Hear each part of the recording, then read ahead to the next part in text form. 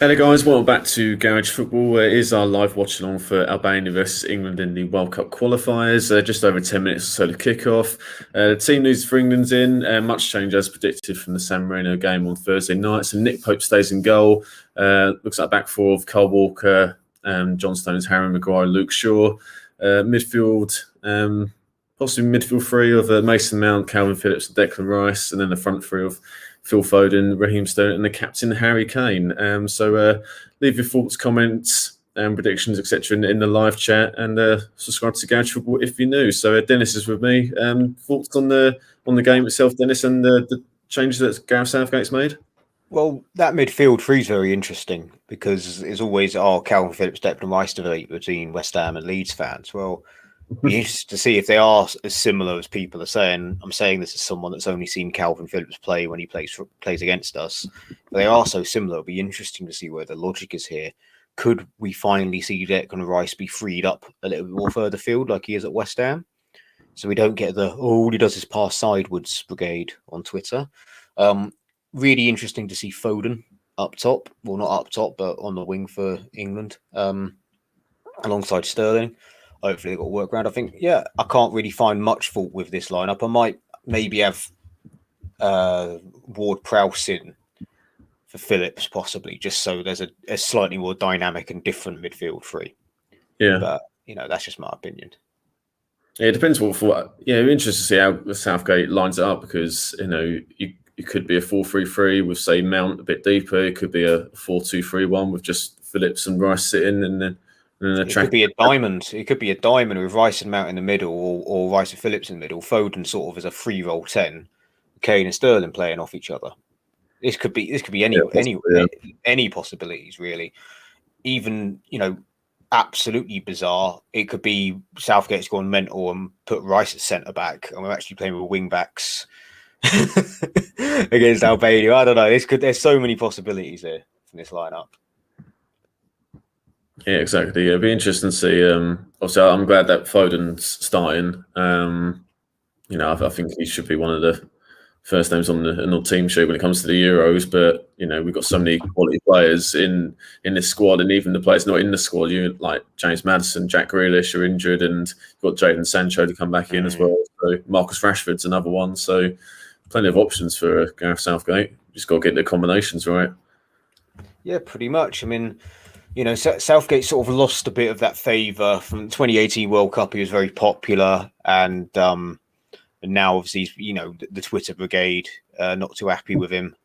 How true that reflects into the general fan base, I don't know, but it'd be very interesting to see what happens today. I mean, Albania is not going to be a walk in the park. We should not be losing to teams like Albania, but it's not going to be like San Marino where we can run rings around them. They are going to be, fighting for a point here. I'm going to be honest. Other than their fullback, whose name I can never pronounce correctly, I don't actually know an awful lot about the Albanian teams. I just know that, looking at their results, they qualified for Euro 2016 quite comfortably, and they performed quite well at the tournament despite losing every game. I think they're no pushovers, like some people were saying on Twitter. Oh, we should be winning this game 4-5 now. I don't think so. I think I'll be happy with a comfortable 2-0 win. A comfortable, convincing 2-0 win would do me today. They're going to be they could be tough to break down. Probably eat my words when we're 3-0 up inside 10 minutes, but I think the world rankings reflect that, mate. So we played San Marino Thursday night, who are statistically the worst side in the world, and we're playing Albania, who are 66th in the world. So still quite a way down than what I thought. I thought they might be a little bit higher, but that's just after Euro 2016 was the last time I paid attention to them. Because I remember everyone going at work, France are going to smoke them 4-5-0. Look at them. They got Griezmann. And I'm like, Albania, they're no pushovers. No, they're not just going to get rolled over, No, they're just behind some, decent nations. Montenegro, Slovenia, Ivory Coast are just above them in the rankings. So, well, we smashed Montenegro, and I said that again. Montenegro, they're not going to be any pushovers. They may not have was it Vuknik and I can't remember his name. My hero, my go-to guy, Damjanovic. That's it. My go-to guy on Football Manager 14. Damjanovic was up top for them. He used to bang goals for him. But I said that about Montenegro and we smashed them. So I could be wrong again, and we could end up smashing Albania, but I just don't think so. I'd always take a convincing, solid win. Yeah, what's your go on then? What's your score prediction? I'd probably go. I'll be a little bit more exciting. I'd say 3-1. Yeah, I was thinking 3-1 as well. Yeah. Last time we played Albania was 20 years ago when Andy Cole scored his only England goal, and that was 3-1. So I'm gonna match that. Yeah. And again, it's like comfort win, but another debate for another story. The old Harry Redknapp line of like, we win all these qualifiers, we win every game, and we win them by some might be tough, but we will win every game. And then we go to the tournament and completely choke in the first knockout game or something. That is the point. Like we'll qualify against comfortably from our group. We'll beat teams like this, but then when push comes to shove, we then can't beat the same teams at a tournament or similar teams. Yeah, I think the World Cup changed that narrative a little bit, but that was filmed a few years ago.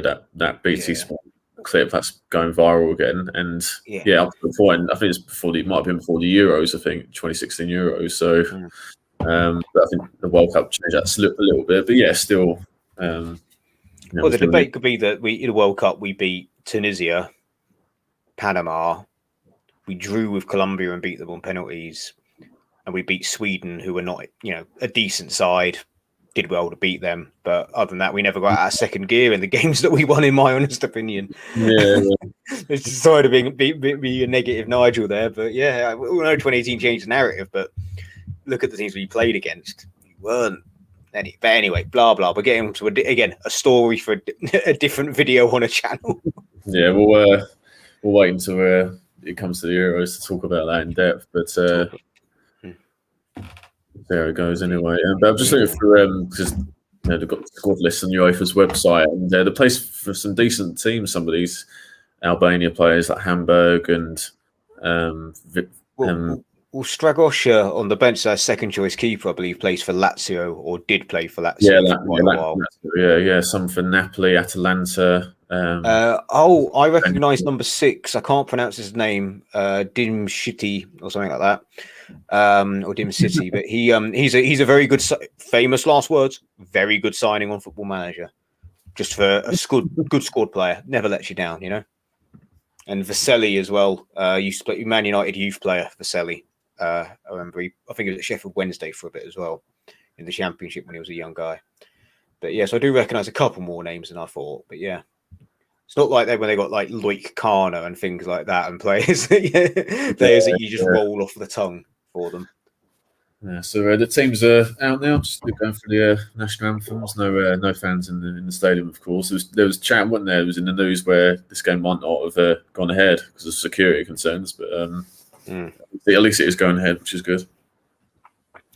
Yeah, and but hopefully no one will get confused by the lineups because a mate of mine actually did get confused by the kits. He always thought San Marino played in blue, and he was like, "What's going on? San Marino just scored." We just scored. We're playing in blue. Look at the person that scored. Who is it? Yeah, exactly. Yeah, when you first Dominic Calvert-Lewin. Yeah. After the first minute or so, you watch your clock on that. Who was playing? I don't think he'd been watching the whole game and just saw the second goal and was like, San Marino just equalised. And I'm like, no, they haven't. What are you talking about? But then again, with Luxembourg beating Ireland, anything's on the cards. Yeah, well, I think that sums up the Irish football team at the moment. But you look at where all their players are playing, apart from maybe Seamus Coleman. Where they were playing lower Premier League or Championship, and that's just. And since the mid 2000s, the Ireland football team has just deteriorated. Not deteriorated. Sorry, just the quality of players. Like if you go back to when they had I think Mark Kinsella and Matt Holland in centre mid, good Premier League central midfielders. Roy Keane as well. Yeah, ahead of Roy Keane. But so I do apologise. This is when I'm thinking back when Keano wasn't really around. Robbie Keane as well. Robbie Keane, David Connolly, as we know, good player, good striker. Shea Given as well. Shea Given in goal, Kevin Kilban, Damien Duff, all very good players. None of them, like Aidan McGeady, was pretty good, but is now a Championship player. League One player, isn't he? Or champion, wherever League One Championship player. Yeah. I mean, they got the young lad at Southampton up top that don't look doesn't look half bad, but other than that, there's not a lot coming through for them, sadly. No, Shane Duffy is always their big goal threat. Is pretty much the running joke. Shane Duffy from a corner. Having the anthems now, so yeah, just finished. Well, I'm watching it live on ITV, so I'm on the player online, so I'm probably about 10 seconds behind you. That's not a problem. It's quite good. I was about to say it's really good seeing an entire team sing their national anthem, but then you get the one at the end that clearly doesn't know the words and just has his mouth open for Albania. That was pretty funny. It was like he just was like, yeah, just move your mouth. Come on. What do you make of the national anthem singing? Because I personally I'm not too fussed, because some players can get too, like some of the rugby players, can get too much into it, and it takes your eye off the ball. Like Joe Hart, for example, when he played for England, I think he got too much into it. I think it really depends on the person, because Joe Hart, when he got too into it, that carried onto the pitch. Certain players can get really into it and not carry it onto the pitch. Yeah. For example, people used to criticize Wayne Rooney for not really getting too much into it, but that was when Wayne Rooney was sort of, the pressure was on him to be the main guy. He wasn't this kid anymore, especially in the build up to 2010. And he wasn't playing at his absolute best, or he was playing tired, etc. I'm not sure, but I personally am a fan of, if you're playing for your country, you're singing your national anthem. Yeah. Saying that as it's just my opinion, mate. But equally, I do get what you're saying when you have players absolutely screaming it and belting it. But I think if you play for your country, you sing your national anthem. It's as simple as that. If you're representing your country or the international stage, you've got to know your country's national anthem. Yeah, that's fair enough. Can't tell you any more than that. You can just sing it. You don't have to go Simon! Yeah. Like Stuart Pearce and Joe Hart used to. When Stuart Pearce did it, again, that's another person that he obviously didn't carry that onto the pitch from how he played. So, right, here we go. Just about to kick off. Taking the knee, so England kick it from right to left, playing in their traditional white shirts. I've just had the graphic come up. It's a lovely stadium, actually, Albania Stadium. Mm. Shame there's no fans there, but such is the modern world at the moment. Indeed. Well, said it's quite a again, this former Yugoslav state, so it's all going to be new build stuff from the last 20 years, because sad to say, and sorry if anyone's watching that's affected by it, it was bombed to pieces in the late 90s. But yeah. Here we go then. So England have kicked off. Nice bit of early possession. Yeah, but interesting to see. I think the fullback choices, I think I was expecting Shaw to play, but I didn't expect James to play twice in 3 days. But he's gone with Kyle Walker. And Walker, when he's played at the World Cup and stuff, I think he's going to be in the team for a while. And then he had a spell where he was out the squad for a bit of time. I think his England career's over. And now it looks like Well, he was very much, last year he was very much in the doghouse, wasn't he? Yeah. Like Alexander, being a very silly boy. He was in the doghouse for his parties and stuff like that during lockdown. But it's not. It seems like time heals all things, and it's kind of strange. I mean, we've also got a much tougher game coming up, so it could be that James is going to play that game against Poland rather than this. Poland's going to be the game. Yeah. Which is why, let me scroll down and look at our bench. I mean, to be fair, that in that bench, there's not an awful lot that would be different. I mean, for example, obviously Lingard's in the form of his life at the minute. Calvert-Lewin's in very good form this season, but I think Southgate trusts Kane a lot more. Does make me laugh that Trippier's in the squad when he's not playing football. I don't really understand that. I thought he was banned.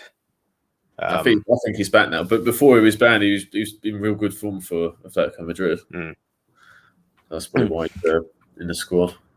Yeah, but other than that, I mean, other than maybe James in for James in for Walker, but even then, there's not an awful lot of difference in my opinion. And Walker does have the experience. Again, Southgate trusts him. Can't see an awful lot changing ahead of Poland on Wednesday. Yeah, well, yeah, and especially in the goalkeeping department, because Southgate said that Nick Pope's going to be the number one for these 3 games. So he's playing today, and he'll be playing against Poland. So I don't. Yeah, I'm with you, mate. I don't think there'll be too many changes for that Poland game Wednesday, but got to get through early. I'd have Pope ahead of Pickford anyway, based on recent form. I mean, Henderson, if he was playing, that'd be in the shout, as we were talking about the other day. But he needs to be the number one at whatever club he's playing at, in my opinion. You can't have a second choice keeper be your first choice international player. Yeah, no, exactly. Yeah, you can for certain countries you can, but not for certain countries. As I said, there are examples. You know, for example, Darren Randolph is Ireland's number one. Yeah. You know, and things like that. But for a top nation like England, you need your goalkeeper playing week in, week out. Yeah, definitely. A bit of early possession for him, 3 minutes gone, and it looks like Rice and Phillips are sitting, and then you got, I think it looks like Foden on the left, Mount off in the middle, and then Sterling on the right, I think. But that'll probably change as the game progresses, and obviously Harry Kane's different front on his own. We'll see Lingard come in for Mount after a while. I think maybe that if things do get a bit sticky. Yeah, well, that's the thing. Plenty of options for England. And also the players not even in the squad to come back as well, as we mentioned. You know, Grealish, Maddison, Marcus Rashford as well. So and Jadon Sancho as well. So four very good players. Harvey Barnes to a lesser extent, but I don't know if he will get back in time. But you know, and then you know you got Dawson, Mark Noble, and Aaron Cresswell waiting in the wings as well. Well, is Sterling plays it in sun or just loses out? We're just holding it on the halfway line from where I am, mate. I'm a little bit behind you. Nah, so I'll be leading this one. Here's Luke Shaw. First cap for about 3 years, I think it is, Luke Shaw. Real turnaround that is as well. Like his form at United has been brilliant. Yeah, for me, I was assuming he plays well today, and you know, you've obviously got Poland Wednesday, and then got a couple of pre-tournament friendlies. Assuming he gets through all those, okay. I think he's the starting left back for me. I think Chilwell played well on Thursday, but I think Shaw on his form for Man United the whole season. I think he's got to start for me. Well, if you'd have thought, you know, go back a year when Chilwell was at Leicester, you'd have said, "Oh yeah, Chilwell will go to Chelsea," but he'd be England's second choice left back, and you'd said it was Luke Shaw. You wouldn't believe you. No, but that's shows how really good Shaw's been. Brilliant. Obviously, we did the watch along for the Manchester derby where he scored, but he was awesome. Well, he's nominated for Player of the Month this month alongside Jesse Lingard, so we know who's winning it. The Man United player is winning it. So, or the Man United player that's playing for Man United. Hi Russ, yeah, I'm good, thanks, mate. Thanks for asking. Hope you're all right. No, hey Russ, thanks for joining, mate. Yeah, all good. I think I'm gonna get a second one in a row today, which I'm sure we will. But as we said, Dennis, it won't be amazingly straightforward. Like it was trying. Oh, here we go. Here's Walker, I think it is. Well cut out. Yeah, I mean, it's a track. Well, we knew what it was going to be against San Marino. It was a training ground game, wasn't it, mate?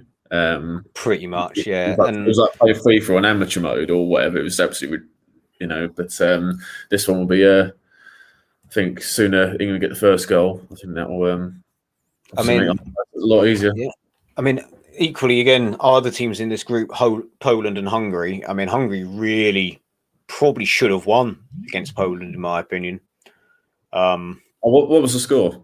3-3. But Hungary were all over them, from what I understand. And, you know, obviously in this group, I'm not too bothered. I quite like Poland. You know, I've got a lot of time for Fabianski.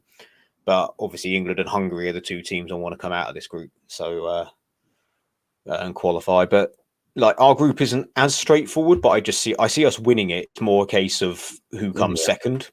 Yeah, in my opinion, because although Poland are good, I think some of the Polish players are past their best, and I think as an actual squad they have a lot of weak areas, whereas we've got a lot of strength and depth. Doesn't mean we're going to win a World Cup, but I'm saying I just think we're going to comfortably win this group. We won't win every game. I don't mind the group like we've got, because ones in years gone by, they've been too easy, if anything. So, well, I remember we did famous last words. I remember the Euro 2008. It was like, oh, right, okay, it's a bit tough, but we'll get through it. You know, Russia haven't done anything in a while. They haven't had any, you know, lost a lot of their stars of the 90s have retired. You know, Israel, they got one. Yeah, and then we struggled. We drew or lost to virtually everyone in that group at one point, and struggled against Andorra. If you remember, Joe Cole bailed us out second half. It was 0-0 at half time, I think. Was that the one that David Nugent scored? It was one of them. I think he scored in one. But the other, because we won that one 3-0. But I think Joe Cole scored again. I could be getting it twisted. With our talking 15 years ago, but Joe Cole scored twice, or someone scored twice. We won 2-0, but he got let out of jail, and that was when at half time they were chanting, "There's only one David Beckham, Steve McLaren." Yeah. Because he left Beckham out of the first few squads, didn't he? He left Beckham out of a lot of squads. It took a long time to bring him back. It was only when we were really in the shit that he brought him back. But in fairness, he wasn't playing for Real Madrid at the time, so it was kind of a what do you expect moment. He hasn't played any football in 3 months. Yeah, well, that's the thing about that 2008 qualification. If you lose both games against Croatia and lose one against Russia, who finished first and second, what do you expect? Do you know what I mean? Yeah, and it was also, I think for me, it was the goal to draw away at Israel when I was like, we are in trouble. Yeah, that was like when we lost to Croatia, it was like, okay, Croatia have got a good up and coming team. This is the blip. We're now going to come back of it. Oh, good cross. That's well defended. It should be a corner, I think. It looks like it's a corner. Yeah, keeping the ball well, England, but no chances to speak of as yet. It's well defended against Mount, I think it was. England get a corner. Foden's going to take this one left-footed. Yeah, plenty of height, and obviously for England, Maguire, Stones being two of them. Harry Kane as well. Declan Rice, yeah. Here we go. Is Foden back post? Oh, just headed over by Stones, I think it was. Yeah, it was Stones. Yeah, I think Albania defended that well, actually. Just had the ball from Foden. That was a very good ball. Yeah, it's just wrong person on the end of it, really. You want Harry Kane attacking that, not Mason Mount. No disrespect to the lad. Yeah, just from the corner, I think it was just behind Stones. It just got a bit too much on it, but could say Stones is another person we haven't mentioned yet, but he's in bloody good goal scoring form for City, isn't he? Ridiculous. He's also like 6 goals in the last month. Yeah, and his general, obviously defending his partnership with Diaz is one of the reasons. He's maturing into the player that City thought they were getting when he showed that promise at Everton, you know, or even back when he was playing for Barnsley. He was started off as a fullback for Barnsley. Little known fact, he was there. He was a right wing back initially, and he'd bomb forwards for him and whip a ball in. And Everton turned him into a centre back. Martinez. I think it was David Moyes' last signing. I could be wrong. He loaned him back for a year. Yeah, he got signed in January 2013. Oh, is Declan Rice, obviously West Ham's captain? Legend. Well, okay, no, we won't say that. But I think we can all agree, no matter who you support, Rice should be one of the first names on England's team sheet. You're going to incite the Twitter mob. Be careful. And I'm not saying who's better out of different players or whatever, but I think just his general form and his form for England has been pretty good. Obviously, Jordan Henderson's injured as well, so whether I don't think there's a big on one of my WhatsApp groups, mate. The one with the 2 Chelsea fans and the Liverpool fan. The general consensus, like that, the 2 Chelsea fans absolutely hate Henderson. Yeah, and their jury's out a little bit on Rice, and they've managed to they've softened it to at the moment Rice is the number one position for holding midfielder, but they want to stress at the moment, and it's just like just admit it, just admit that Declan Rice is the better player. Whereas, the Liverpool fan he has a habit of just shouting obsessed whenever someone talks about Liverpool, but when he talks about Chelsea or West Ham, that's okay. You know. And this is also the one that said that he thinks West Ham have a stronger bench than Liverpool. Oh God, don't need to hear that He's again. deluded, just absolute delusion. There's another corner. Foden's going to take it again. Decent delivery in the previous one. Here it comes, back post again. Oh, it's well cleared this time.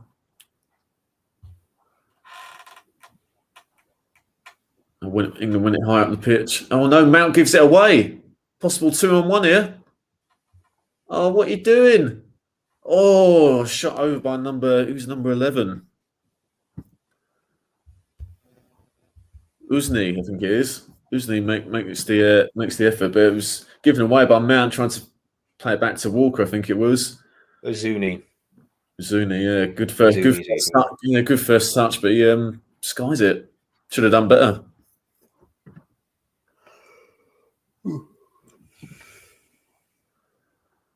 I think I've got the counter coming up now, mate.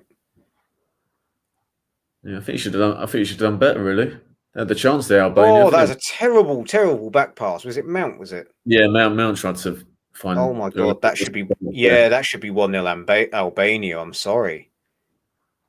That is a wake up call. That is.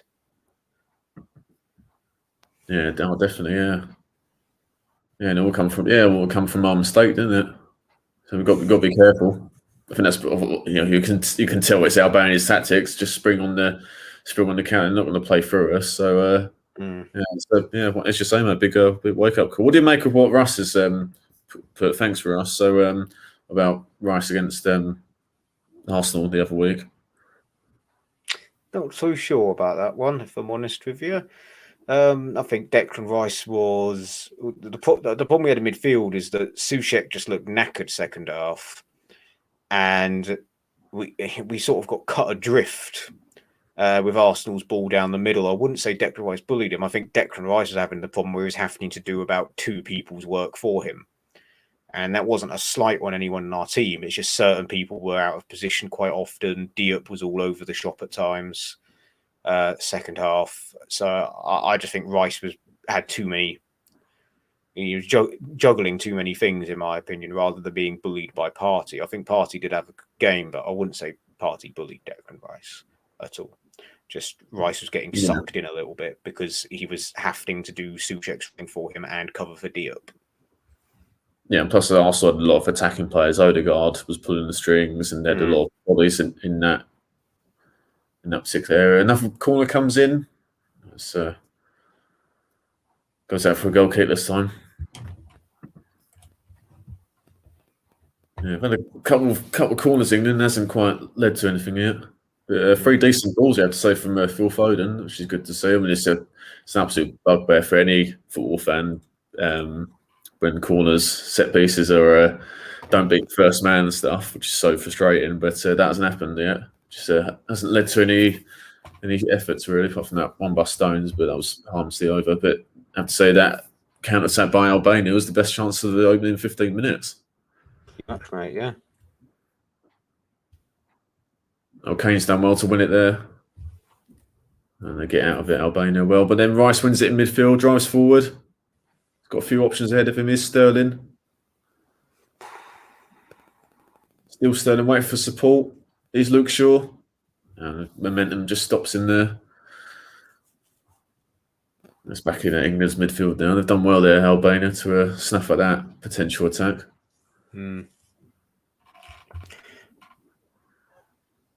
It's nice and organised, I have to say, Albania. In the general they got a no nonsense. They got a no nonsense 1-0 win. I've just looked up who their win was over, just confirming it was Andorra via process of elimination. But they got a no nonsense 1-0 win against Andorra earlier. Win the games you have to win. Yeah. But yeah, and to confirm, in the Hungary-Poland game, Poland came back from 2-0 down to get it back.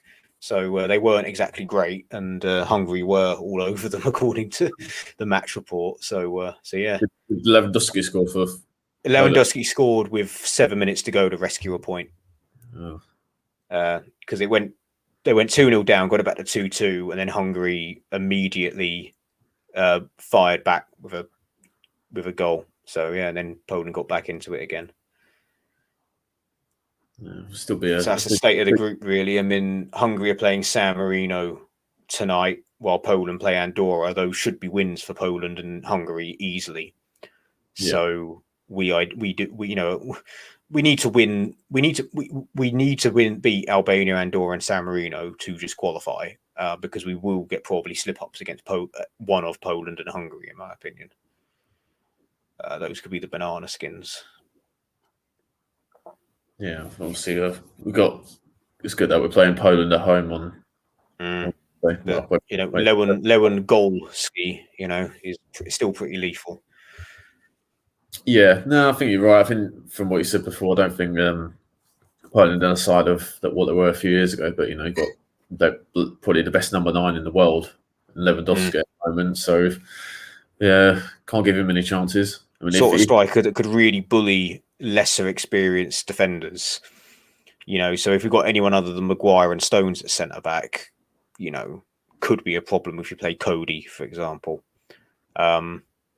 My opinion. I think he gives any centre back a game. No, don't get me wrong. But what I'm saying is, you need, I'd much rather have experienced but still young centre backs like Maguire and Stones. Yeah, I think that's what Southampton will go with. But can't give him. If you gave him that Albania chance, he scores that one. So yeah, got to be careful. We'll get through this game first, anyway.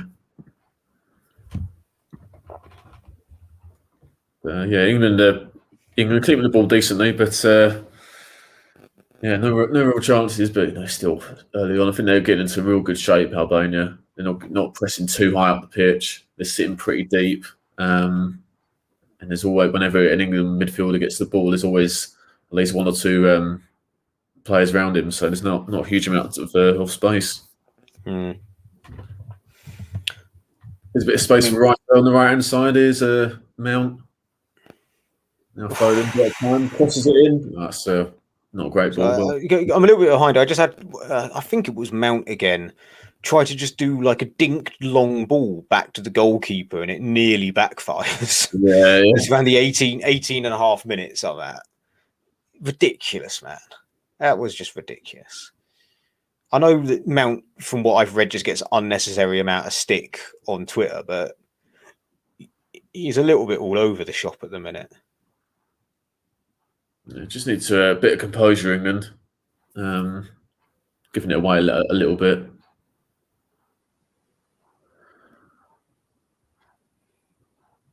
As I say, well, we said Albania will be easy, and it's they're going to be tough to break down. They're going to be tough to break down, mate.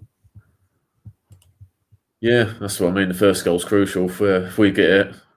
Obviously, they need to open up a little bit. You would expect. Well, that's better. Win it up the front. That time there's Kane, is Foden. Mounts in space. That's well defended again. Oh, they win it all. We win some free kick there. Looked like he got the ball, but ref disagrees. Replay's coming up. Oh, it was a foul. Yeah. Two of them. I think one player, number 7, got the ball, but it was his mate, number 18. Whoever number 18 is. You're assuming they're friends. They might not like each other, mate. His teammate then. Yeah, that was a bit better bowling than winning it up the front for Kane, the skipper. I think I've got it just coming up now. Yeah.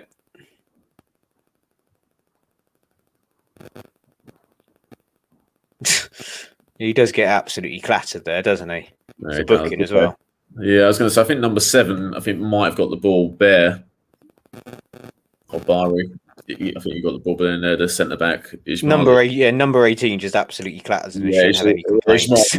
There's no complaints about stuff like that. I'm sorry. Exactly.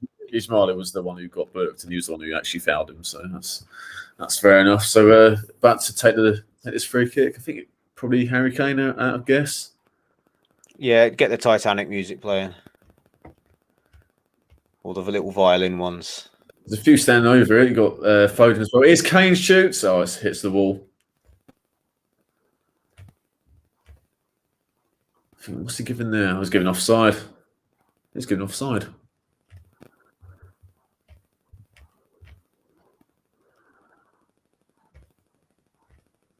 It didn't lead to anything in the end. Albania have got it in England's final third, though. No. Got it down the left-hand side. Crosses in. Oh, well cleared by Shaw this time. Follow-up's cleared as well. I think offside there. So we're well snuffed out by England there. And then just have the free kick straight into the wall.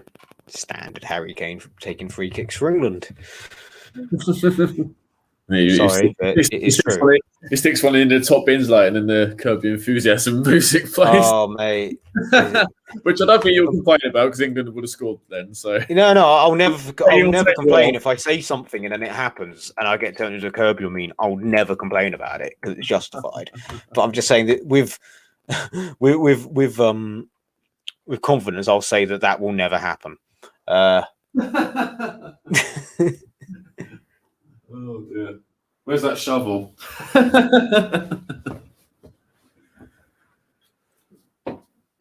So midway through the first half, be interested to see what the possession is. I'm just having a quick look. 80% for England, but only one shot really. One shot by both sides. So yeah, they're on goal off action to put it kindly.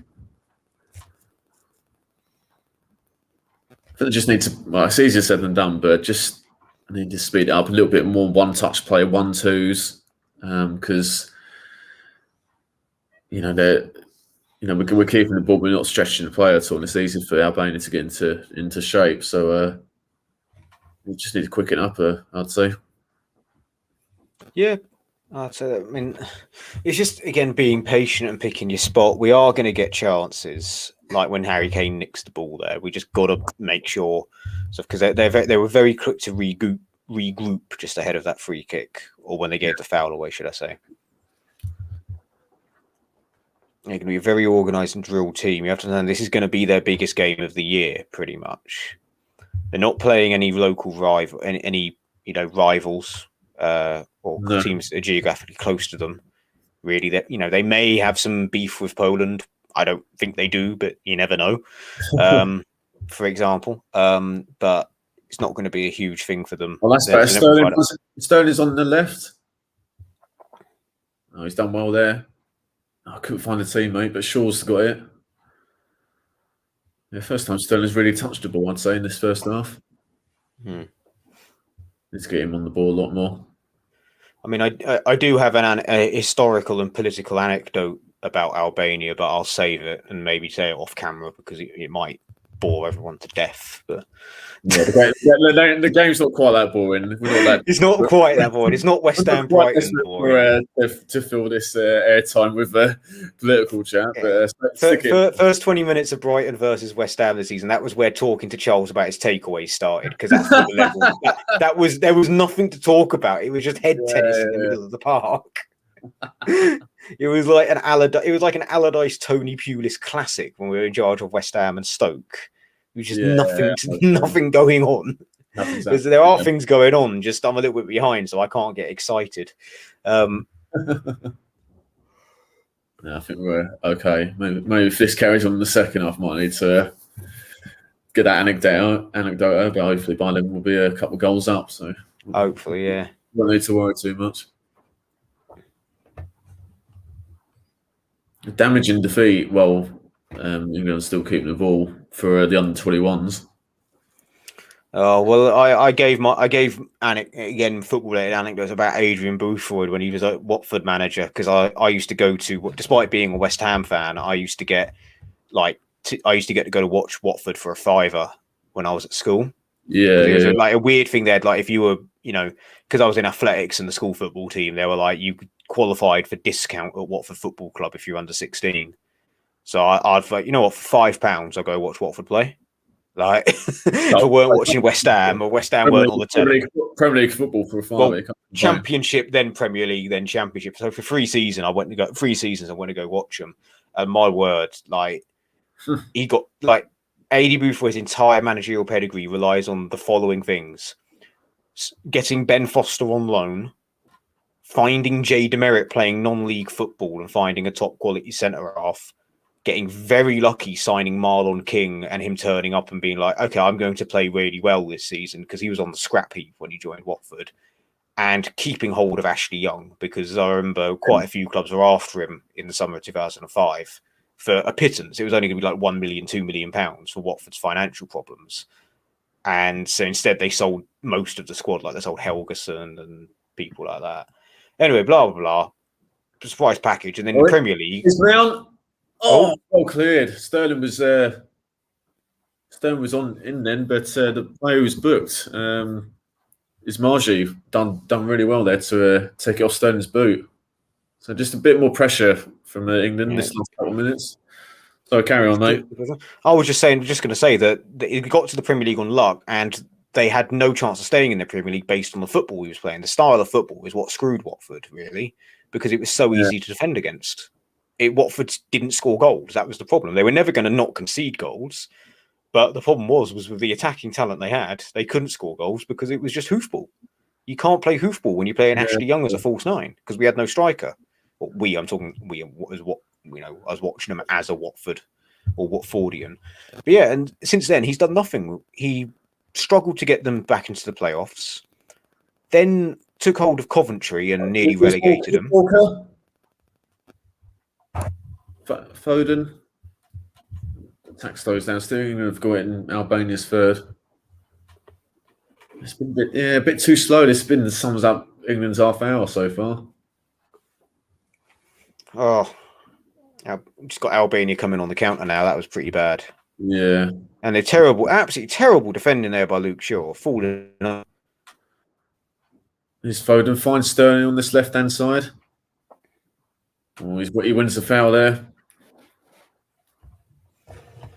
So another free kick opportunity for England. Yeah, just seeing the replay of that Albania attack. I don't know if he was onside there, one of their forwards, but Pope come out.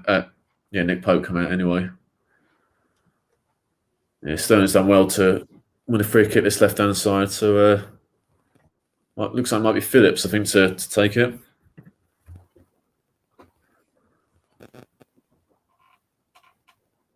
I know it's leaves it for Foden. Oh, it's well cleared. I think Rice just missed it at the near post. Oh, sure, that's a bad touch. That one gets away with it though. All that praise of Shaw, it's all going to pieces. Yeah. To win my point is that was the highlight of his managerial career, and he's not done anything at any club other than miss out on promotion or get them relegated, and somehow just blagged his way to the under-21s job, and I don't know how he's managed it. Yeah, I mean, you never know. They might turn it around, get out of the group, and you never know. But they didn't do great in the last 21 Euros or the World Cup, whatever it was. And yeah. Although it's a bit surprised. I mean, I listened to because as a channel, we're big fans of Under the Cloche. They did a two-part with Clark Carlisle last year. I listened to it again recently, and he talks about his time at Watford. It's Mount crosses it, and it's well cleared. But apparently, Andy Bufford's a decent coach. He actually plays decent football, but you wouldn't have thought so by the teams he manages. No, not at all. Well, the Clark Carlisle, he's a strange one, being a Watford Clark Carlisle, because as soon as Watford got promoted, he was injured forever. Like he got injured out for 2 seasons, played 1 or 2 League Cup games, and then was released. I'm not sure whether it was the beginning of his off-field problems or not. But he had a mysterious thigh injury that just never went away. But his first season at Watford, absolutely ace, Clark Carlisle, absolute bullet, rock solid at the back. But Jay Demerit was the star at centre back. And Buford was very popular with the players. The players really did like Buford, it looked, but it was just tactically inept, and it was really spoke volume. Watford. So the season when they went down, Watford were hovering around the automatic places, right? And they how's it going, lads? Yeah, not bad, mate. Yeah, we're just discussing AD Buford. Yeah, it's not been. Yeah, yeah, I got that. Yeah, the first half hour, it's not been great. What do you think, Russ, so far? To be fair, I've just been running behind today, lads. I've literally started watching about 5 minutes ago. All right. Well, to be honest, you haven't missed a huge amount. You've missed Albania, missed a sitter, and a couple of tricks. God, we should be beating these, though, shouldn't we? Tough team to break down.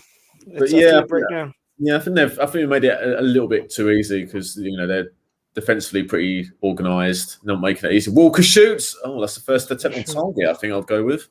It is, yeah. I think I was saying to Dennis about 5 minutes ago. Just need to speed it up a bit more. 1 touch, 2 touch. Attack them a little bit more because we allow them to get into a good shape. But you need to get the ball out wide a bit more. There's been no overlaps from what I've seen so far as well. So we've got the players just as quite clicked into gear. But I was saying to Dennis earlier, mate, that Albania no slouches. Obviously, they're tougher test than San Marino the other night, and they're just behind Montenegro, Slovenia, Ivory Coast, Ecuador in the world rankings. So they're no mugs whatsoever. No pushovers. Said it at the start that although I did say knowing that we'll be 3-0 up inside 10 minutes and I have to eat my words. They're no pushovers. Certainly no pushovers. They had the only time I've seen them play and really paid attention to them was Euro 2016, and they impressed me. That tournament, they did a lot better than anyone gave them credit, and nearly got a completely unexpected 1-0 win against France, if you remember. They were leading France for a very long time after a penalty, and Payet just had a moment of magic with Payet and Giroud.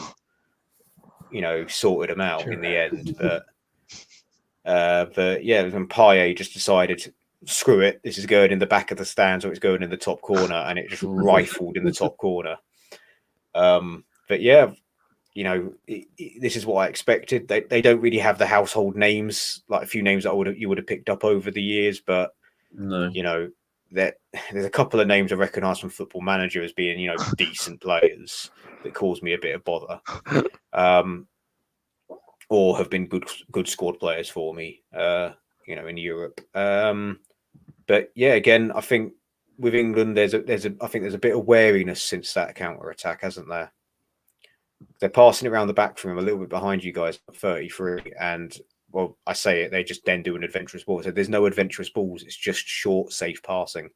There's not been a lot of runs from deep either. As I said, there's been no overlaps. So it's just a bit too easy, I have to say, for an Albania point of view. Everything's been played in front of them. So it's a bit too safe for them, I'd say. A point here would be a big, or very important for them, because then if they beat San Marino in their game after this, they could easily pick up a result against Hungary, and suddenly they're in the reckoning for finishing second. I was going to say, how many points have they got? They've got 3. They beat Andorra, no nonsense, 1-0. So just 1-0, no nonsense. Whereas Hungary against Poland, Hungary battered Poland, and Poland's Lewandowski sort of quality shone through and dragged them to a point late on. Ended 3-3, and they're both playing the minnows later, each of them. So both of them will win that game. So if we're on 4 points, if we draw here, that's us, Hungary, and Poland, and Albania all on 4 points. Group is wide open. Albania having a bit more of the ball than usual. It goes out of place, and that didn't last very long. Hopeful pump forward. Yeah, I think that's sort of I don't think we're going to expect much from them in terms of building through the thirds and stuff. And how they're playing is about right, really. Wait for our mistakes, or from from our own corners, and just that was probably the best chance of the game from their attack, I'd say. Which on another day, if someone like Lewandowski's on the end of it, and that goes in the goal. Or at least goes in the target anyway. 100%. Yeah, no reason to panic just yet. But I mean, obviously, the longer this goes on, the more confidence they get. Also, just to confirm, when we're talking about group standings and things like that, it's only the winners that automatically go through. And then it's my understanding is that it's a straight shoot it's a straight shoot for playoffs. There's none of this best runner-up qualifiers as well. It's just runners-up go into a playoff, and it's not again because there was a question on one of the WhatsApp groups about what if we come third? And I'm like, well, we won't. I don't think we're going to come third in this group. Just going to put that out there. But I think that the confusing Euro qualifiers have sort of confused everyone a bit. Now it's the standard. No, the winner goes through. If you're runners up, you get a playoff. And looking at some of the groups, there could be some very tough playoffs. There's some groups where it's like there's two very good sides in each one. It could be tough, such as Group C have got Switzerland and Italy. Both of them are no slouches. Group B have got Spain and Sweden. Walker's going on a bit of a run. It's a bit more like it. Is Mount out wide? Is Sterling? Shaw overlaps. Oh, it's well defended. Yeah, done well. Just when you get Sterling's got it back. Yeah, Sterling's got it back. Is Mount? Oh, yes, 1-0. Oh, get in there. Who scored? Harry Kane, the captain. Kane. Nice bit of real. It wasn't a free kick, so there's no Curb Your Enthusiasm music. Thank you. No. But first real bit of quality from England. It started with that run by Walker down the right, ends up on the left, and that's a really good cross by Luke Shaw. And Harry Kane heads it home like Alan Shearer back in his prime. Oh Christ! Yeah, it's nice bit of what we've just been asking for, lads. A bit more one touch, bit quick play. First time ball by Shaw, and that's a top header by Harry Kane, about 12 yards out, was it? Yeah. There we are. Just easy, made it look easy, didn't he? Really? Yeah, that short. Well, Shaw on the balls made a couple of mistakes, but that's an excellent cross from the left, first time, and Harry Kane does what he does best, sticks it in the goal. So yeah, first Albania's resistance broken. Yeah. Obviously, they were hoping to hold out to half time, but that goal's come at a good time. Well, that could open up the floodgates now, really. Could do. I don't think it will, only because I think Albania is still going to keep it tight because, again, just from an opposition point of view, again, goal difference as well. If they try and go for it, and they could open up and go 2 or 3 down in quick succession, that could come to bite them back in the arse later on, Yeah, exactly, yeah. Especially when Hungary and Poland such a high-scoring game, in theory, that could show that against Albania, they might also score 3 goals, And if Albania isn't exactly, I'm not seeing much goal-scoring threat in this team. I've only watched them for half an or 38 minutes, but I can't see a goal coming unless it's a set piece or a penalty, Mm-hmm. Yeah, don't look very dynamic, do they? Like, even when presented with a one-on-one shot, they sky it.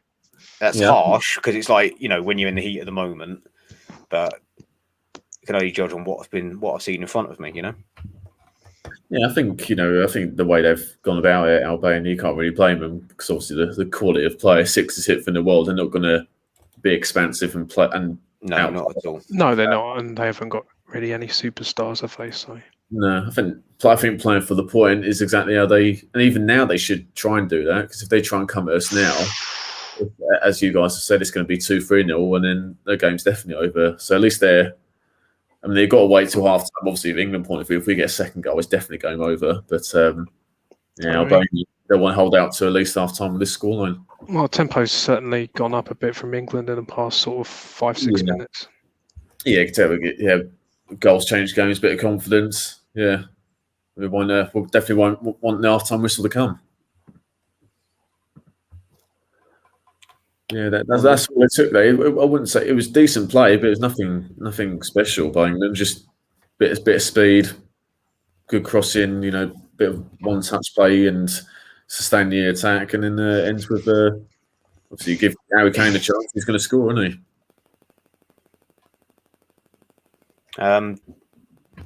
Yeah, I mean,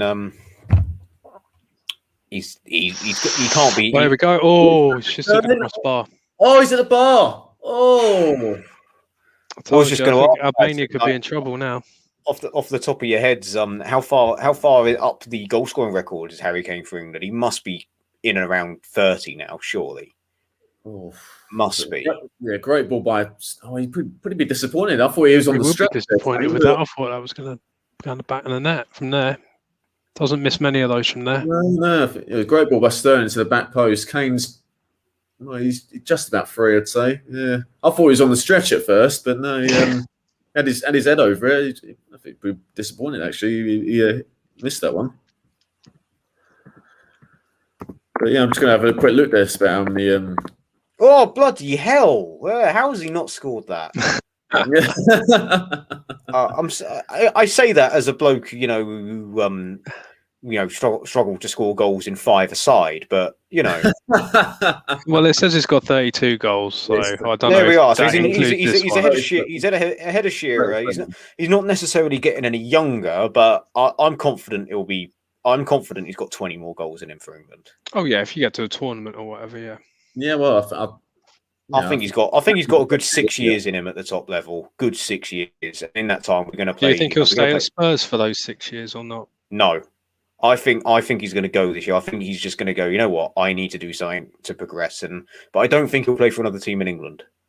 I think that will be the caveat. I think the caveat will be, I love Spurs, so I'm not going to play against you, but I need to do something for my career. So he might go to Europe. I think, yeah, I mean... I don't think he'll go abroad. I don't know why. I just don't think that he's the type of guy who would. But I could be completely Are you saying that he will miss Weatherspoons, is what you're trying to say? Yeah, I think so. I think he'll miss I've missed it during lockdown, mate, so I'm not going anywhere. That's actually the rule that I've actually... My mate's saying that, because we first started going to Wetherspoons like when we were 18, and again, straight after we graduated uni, and it was one of those things where we thought, all right, we'll go there for the nostalgia. We won't, like, 2019, we're still going Wetherspoons all the time, and I've said, like, if lockdown's taught me anything, I want to go out and do stuff. Let's go to different places. Let's not just go to a different Wetherspoons. And then the response. Oh no, but the response is, again, it's a Simpsons reference. The bit where Mo goes, "I'm going to renovate the bar," and Cole just goes, "But Mo, the dank."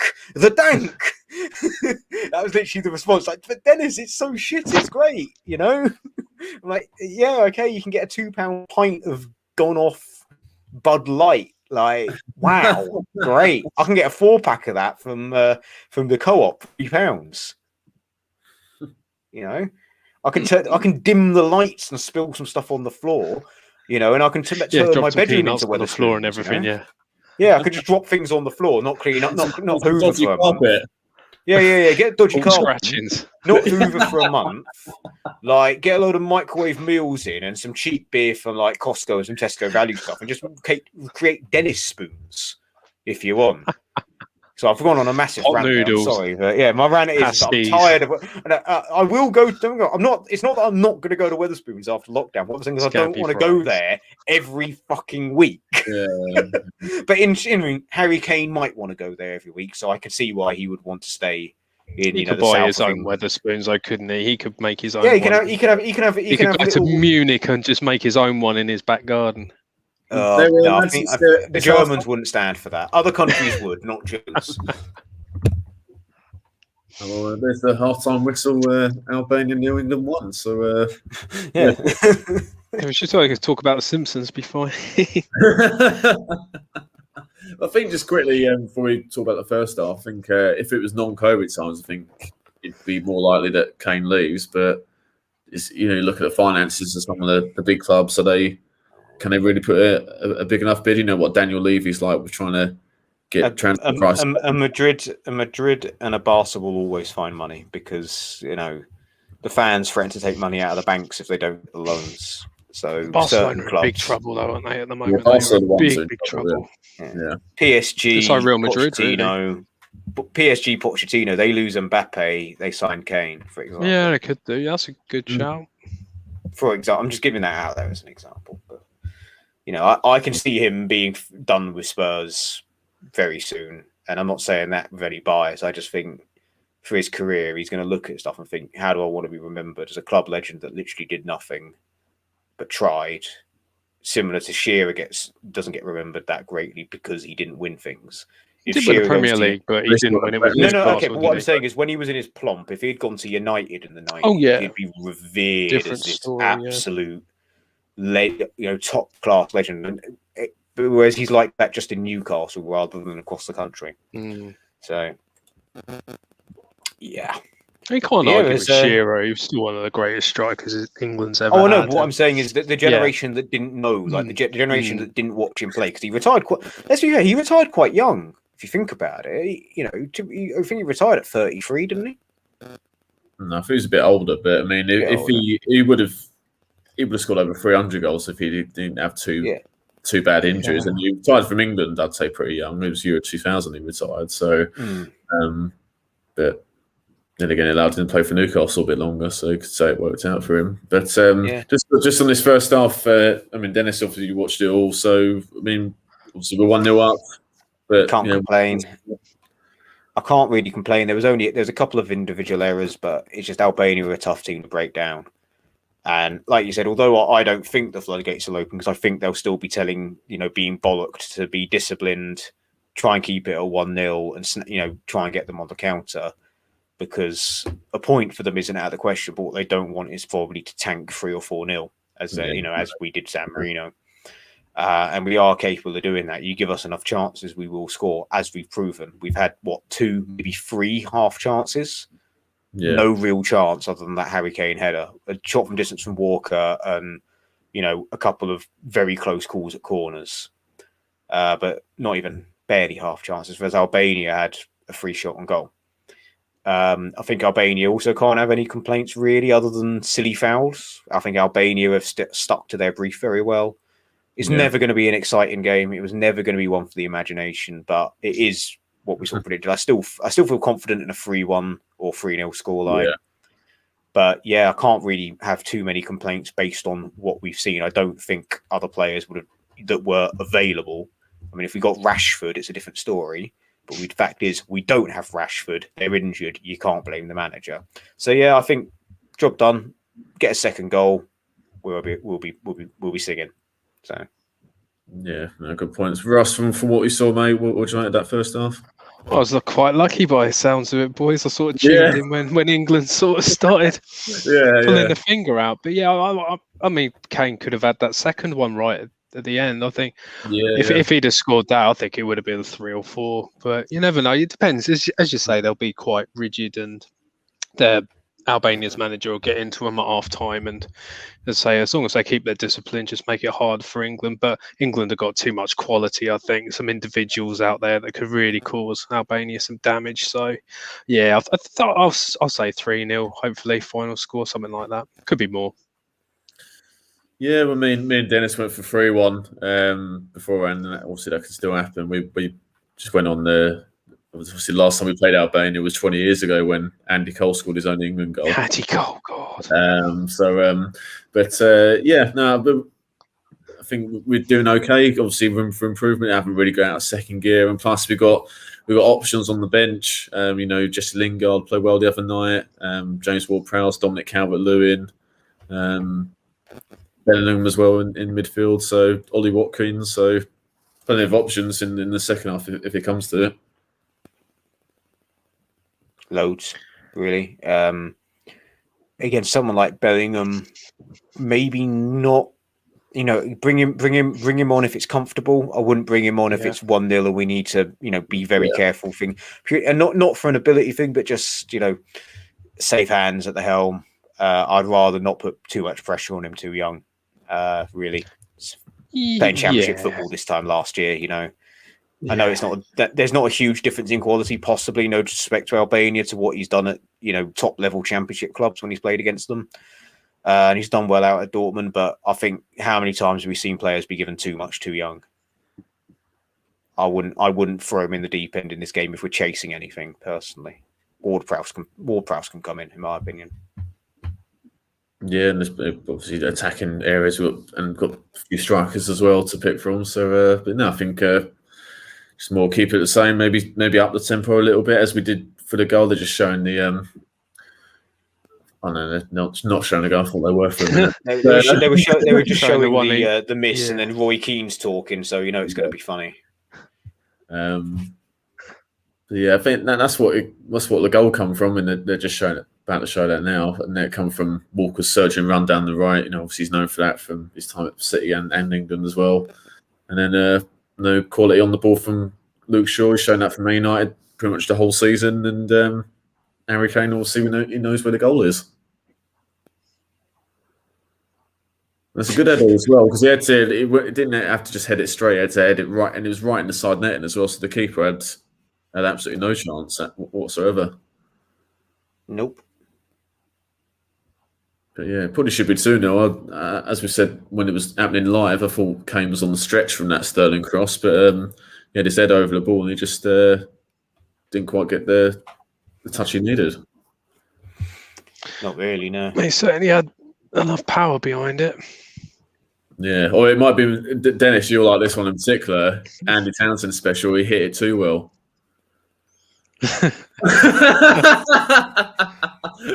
See, I was getting ready for. It's just for me. It's one of them, Clive. It's just one of them. Hang on, just going to get my football anecdote book out quick. Oh no, my favorite phrase that was ever said, and it's by a commentator that, to be fair, normally doesn't say stupid stuff. I read that as severe jack of Albanian representation. Well, I can be Albanian if you like. You know, if you want. Got a friend who's Albanian. That helps. But no, one the commentary line that makes me laugh so much was that Clive Tilsley said every goal line clearance is worth its weight in gold. And I'm like, how much does a goal line clearance weigh? I get the point you're saying, but it makes no sense. I get the thought behind it of like, it pays for itself, but what? How much does it depend? If the footballer's like 80 kilos, but another one that clears it off is 68 kilos, does that mean that goal line clearance is worth more? Like, I don't get it. But yes, we all need a bit of the Andy sort of thing you Townsend. say for a playoff final or something like that, isn't it? Yeah, exactly. Yeah. What was it? Chris Kamara there, fighting like beavers. I like that one. Yeah. Genius, that was. Yeah. What was it that Jeff Stennis said? Not tigers or lions, but beavers. Those ferocious little devils. I don't know. Have you ever had a fight with a beaver? Yeah, I don't know. Some of them are pretty awful, mate.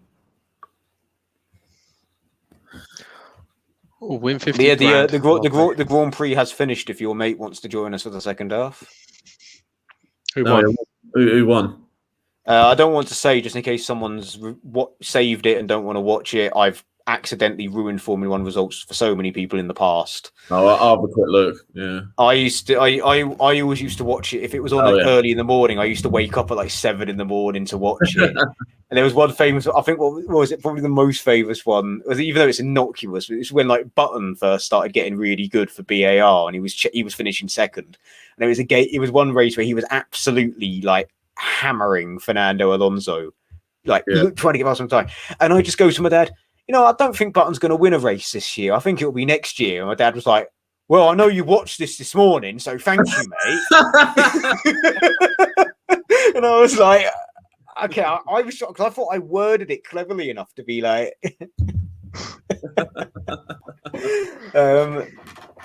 I've now got the Australia Simpsons episode. Australia, America, Albania.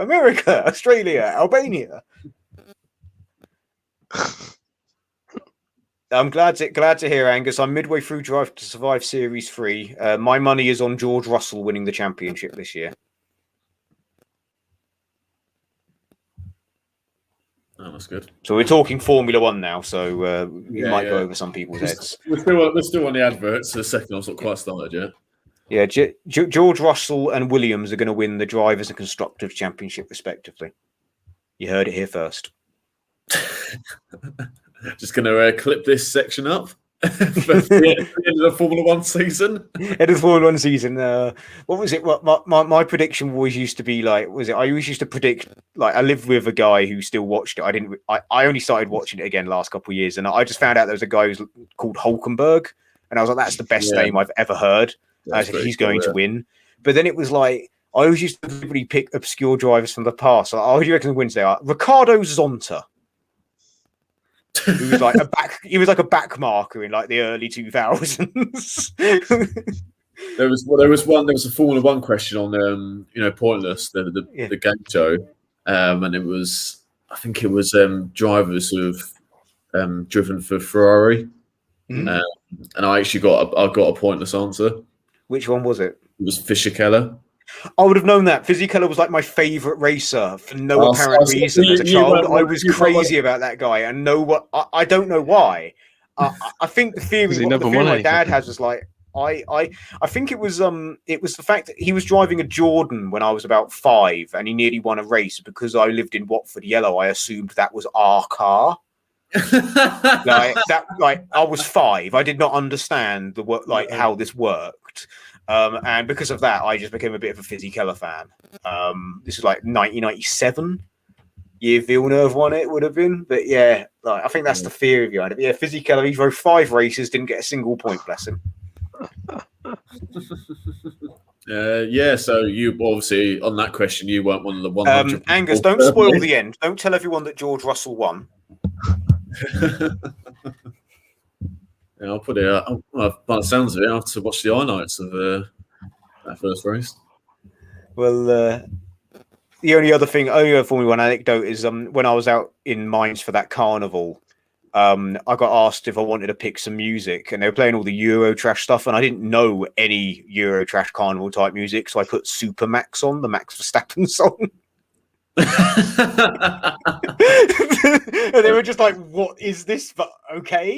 And then there was another one I found called Niki Lauda, and it's a song, and it translated into English, it means what is Niki Lauda's mother's name? Mama Lauda, and Mama Lauda loosely translates to German to turn the volume up. Oh. So that they made a song just based off that, and I was just like, "Oh, I like this song." Can they just shout "Mama Lauda"? And I'm like, "Yeah, you don't know what this song's about at all, do you?" And I'm like, "No, I just picked it based on the name." So, but yeah, everyone, don't worry. I am winding you up. If you do want to know the Formula One results, or sorry, if you don't want to, George Russell didn't win. That leaves 19 other people that could have won. So just to be clear, George Russell did not win. Yes, Angus, it's part of Dennis Bingo. Oh. Did you have mines down?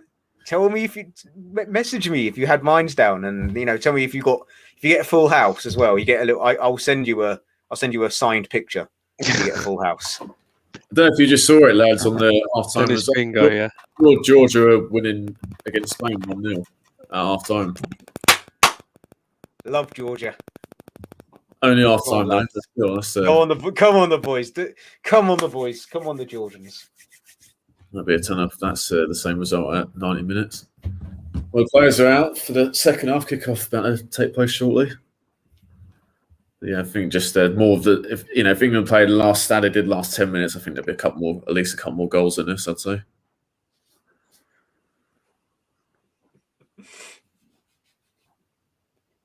No subs or anything. No, I don't think. Well, now you've told me what it is, mate. I'm not going to mention them. I'm not going to mention them now. Ruined it for yourself, mate. The point of Dennis Bingo is you don't tell me what you put down. Otherwise, there's a compliance issue there. The betting committee will get second half's underway. So, yeah, conflict of interest. Conflict. Yeah, I work in compliance, so I'm armed to the teeth with conflict of interest forms. So yeah, no subs as yet, but not expected to be. The ref just fouled an Albanian player. It's quite good. We're about to kick off where I am. Kick off? What are you watching? A stream? I've got it on ITV Player. I don't have a television where I'm at. I'm in a shared house, mate. I'm in a HMO. Oh, okay. So I've got a room that's like my palace, but I don't have a TV.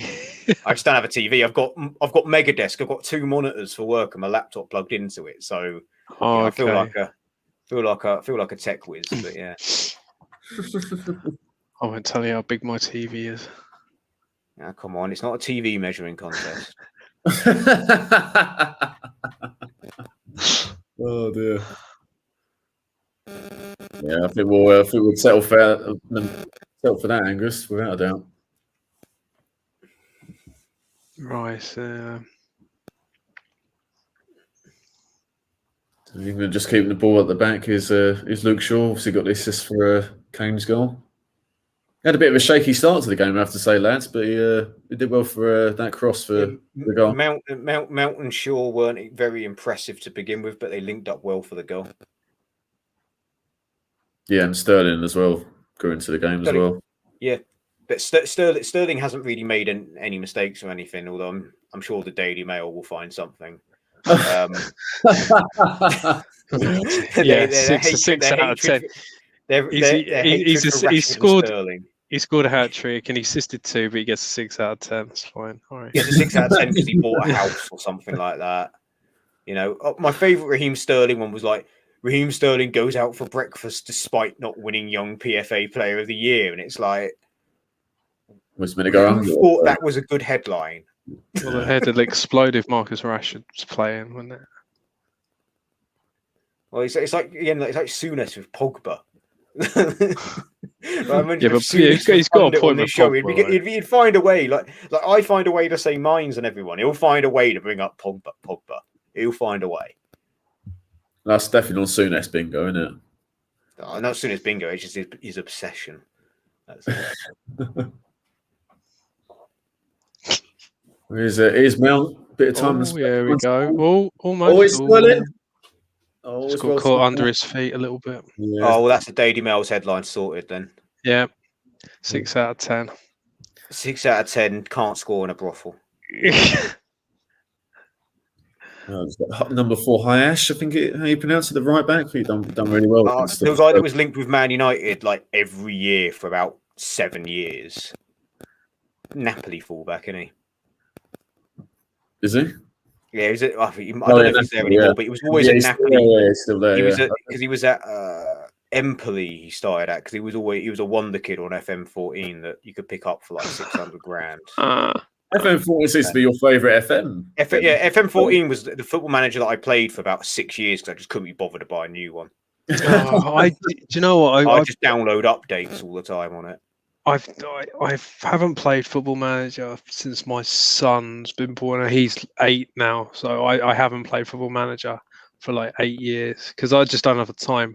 If I'd started It's Dangerous, I would just sort of hours and days would just sort of go, and I would I'm not that bad. I'll play a couple of hours here and there, and then like. All right. It's a pre-season that takes about a day and a half to do. I just give my assistant all the friendlies and just or do it because you can do it with the start time and stuff. Do it where you finish late pre-season, or the first game if you want to do it at the first league game. If pre-season's too much. Oh no, I don't do that in case I get injuries. It's like I need to sign players, mate. Like But yeah, my Football Manager again. If you got this on Dennis Bingo, Dennis's Football Manager achievements. You know, won the quadruple 2 years in a row with mines on Football Manager 14. In Football Manager 12, I took Crew within a penalty shootout of the UEFA Cup final or the Europa League final. Yeah. What was it? What was it, Dennis? Sorry, Dennis. What was it that Ray in between says? Or was it he took Woking completed from the conference to the completed it, mate. And got on top of the FA. I tried to do it from bottom to the top, so I got well into the championship, but they kept selling whoever was my best player, and I couldn't progress any further, and I was always in a relegation battle in the championship, so I just accepted the Reading job. I just accept. Reading offered me their job for like the 4th time in 5 seasons. So I was like, yeah, right. You want me, you've got me. And then the save sort of just got boring after that. So I've started some of those similar ones on the recent game, like the current game, FM21, and one of those where you start off unemployed. Yeah, and I did it with realistic coaching badges and playing, so like Sunday League level, but because I'm an FA level 1 coach, I've gone for the. Oh, is Sterling? What, you've signed Sterling? Yeah. Just off the post, is it? Foden. Oh, it's the post. Oh, good bit of play. One of the keeper got a touch on that. It looked like he was close. I think he did. Yeah, if he did, it's a good save because that was going in. So yeah, Sterling did well to hold the ball up, and he finds Foden on the looks like the edge of the box. I think they'll show the replay in a minute. 6.5 for Sterling now. The ref's blown his whistle. I think the keeper's got an injury after. I think did he hit the post or? They're just showing the replay now. So it's Sterling. He did well to. He did save it, yeah. He might have just landed on his shoulder. Yeah. Wasn't right in the corner as I thought, but no, it's a good save. Yeah, he does well though. Yeah, tips it onto the post. If he's landed on his shoulder, he can. Yeah, the physio's on. But now what was I saying? Yeah, so I started off unemployed and Sunday league level, and because I'm a FA level 1 coach, I put National C as my coaching badges. Yeah, of course I've got a little bit of experience, and then start off on unemployed, so you can't get obviously high up. So end up getting one at a decent club actually, Kidderminster. Oh yeah, Kidderminster Areas in the National League North, and I took them over when they were fighting relegation. I think I only lost about 4 or 5 games, and the rest of the season they got to the playoffs. It's weird that they do it in their National League because you've got a preliminary round, then you've got these semi-finals, then the final. So I won the prelim round, but I got knocked out in the semis by York, who are a very good side. So, but still, from where I was, I'm pretty much a legend there already. I've only done that once. I've got FM20, and I'm Cagliari manager, and I've got them to the Europa League group stage. So I'm happy with that. Yeah, got some basically absolutely rinsed the Ukrainian Premier League of their talent. But the Italian registration rules are just annoying because it's like I'll sign a player that is non-EU, but I can't give him my non-EU place until he's lived in the country for a year. So then I have to loan him out, and he's smashing it out on loan, and I'm being criticised by the board for loaning him. And it's like, well, what would you rather? Him sit in the reserves on 80 grand a week, or loan him out and they pay 60% of his wages and he gets game time? Where is Walker? Oh, it's well cleared for a corner. Turning up the tempo a bit more. England. Walker's getting there. More of the ball, but having a growing influence down this right. Yeah, Sterling queuing up there. Angus's Dennis bingo card. I mean, with share house, do you mean HMO? Because that's what I call it, a house multiple. Because I stick to thing. But yeah, I mean, I can honestly find a way to shoehorn in. And you missed it. I did actually mention Avram Grant earlier when me and Bill were talking about the Euro 2008 qualifiers. So you're just missing Sebastian Haller, who you've mentioned twice for some reason, and Labour. So you're missing those two. You just said them, so yeah, it's full house. Well, no, but I'm not giving it's the bingo card is an anecdote about those things. It's not just me mentioning it, it's an anecdote. That's the rules of Dennis Bingo. Yeah, it's like saying you got to get these words in a song. It's like, well, we can't just have them in a row. You've got to put them in a sentence. Yeah. Well, that's the thing we used to do. Like when I worked in recruitment, we used to try and we have our word of the day and try and see how many times people could fit it in conversations. I had a similar thing at my old work where I'd say random words just to amuse myself. So I'd say words like equidistant and stuff like that, which obviously are words, people understand them, but you wouldn't say them in everyday work, would you? So yeah, it's like things like one day the word of the day was beans, so we had to just try and get the word beans. How would you fit in? Like, I'm full of beans today. How would you full fit of beans in? today? I'm live and full of beans, like things like that. It was basically just a way to build morale and make people want to get on the phone and have a bit of fun, and enjoy talking to people, not feel the pressure because you've got to fill vacancies. But we tried to bring it in where I'm at now. It doesn't really work because we're inbound phone calls, and a lot of times it's people like stressing because they've got a massive issue with their exam, but it turns out the internet isn't switched on. Like, so things like that. Things like where it's like you've got to have serious conversations and then a simple explanation and thingy. So you can't really mess around, But one word we struggled to get into was indubitably. Oh, Kane goes over again. Oh, big chance that one. Indubitably. Oh, indubitably. Oh, I think Rice that and discombobulate were our two Everests. There's another chance for Kane there. I think Rice flicks on the near post from the corner and it goes over left-footed. When you're allowed back to football, lads, do you watch any sort of local teams? It's hard for me because my local teams are literally pub teams other than Watford, really. There isn't really a non-league, other than maybe Northwood down the road. There isn't really a non-league team that is worth travelling to watch. I'd have to go quite out of my way to watch a local non-league side. I could go watch Sunday League, but on my own, that's a bit weird. Yeah. Especially if a dog. Especially if you ain't got a dog. Yeah, that's what I'm saying. I need a dog. I've got a dog. It's at my mum's. Got Croxley Guild down the road. South Oxley Jets, all pinnacles of Watford Sunday League. But yeah. Unlucky Sterling. I've got Harrow and Wilson, not a million miles from me, but it's more a case of I can't be bothered to travel 20 minutes on a train again to go watch non-league football on my own. Yeah. I'm quite lucky, Russ. Where I'm in South Essex, so I've got Southend, Leighton, East London, Colchester. Yeah. A couple of non-league sides near me are Bowes and Pitsy and #United, so Spencer FC's. Oh, yeah. You'll have Gillingham, not a million miles as well, I'd imagine. That's over the bridge, in Kent. So, but there's quite a few in the Essex way, and obviously Leighton Orient, East London as well. So, I try and watch as much live football as I can, but there definitely will be now that when the restrictions are lifted later this year, definitely 100%. What about you, Rob? Yeah. Oh yeah, I live in Slough, so I tend to. My dad lives just round. My dad just lives round the corner from Slough Town's ground, so yeah, we used to go quite often. Yeah, we used to. I sort of go there, sort of like not every other home game, so to speak. So yeah, it's not too bad. West Ham Twitter account, Vinny, who does all the highlight videos, he goes watch every Slough Town. I was going to say he does match reports and everything on them. What does he? On that. Yeah, he goes to the away games, I think, as well. I'll probably know who you mean. Yeah. Because we're in the conference. Vinny West Ham United.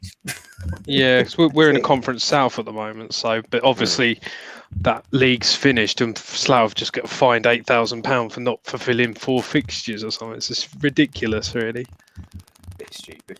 It's cool because of COVID. We couldn't play our games because the other team had COVID, and yet, I think 16 teams have been fined for not sort of fulfilling fixtures and stuff. It's ridiculous. I saw that in the news. Yeah, that's just doesn't make sense at all. But yeah, you think some of these teams like Dover, I think they got a £40,000 fine because they haven't played. They didn't play. Yeah, they didn't play since before Christmas because they just, I don't know what their issues were, but that a fine of £40,000 could kill a club.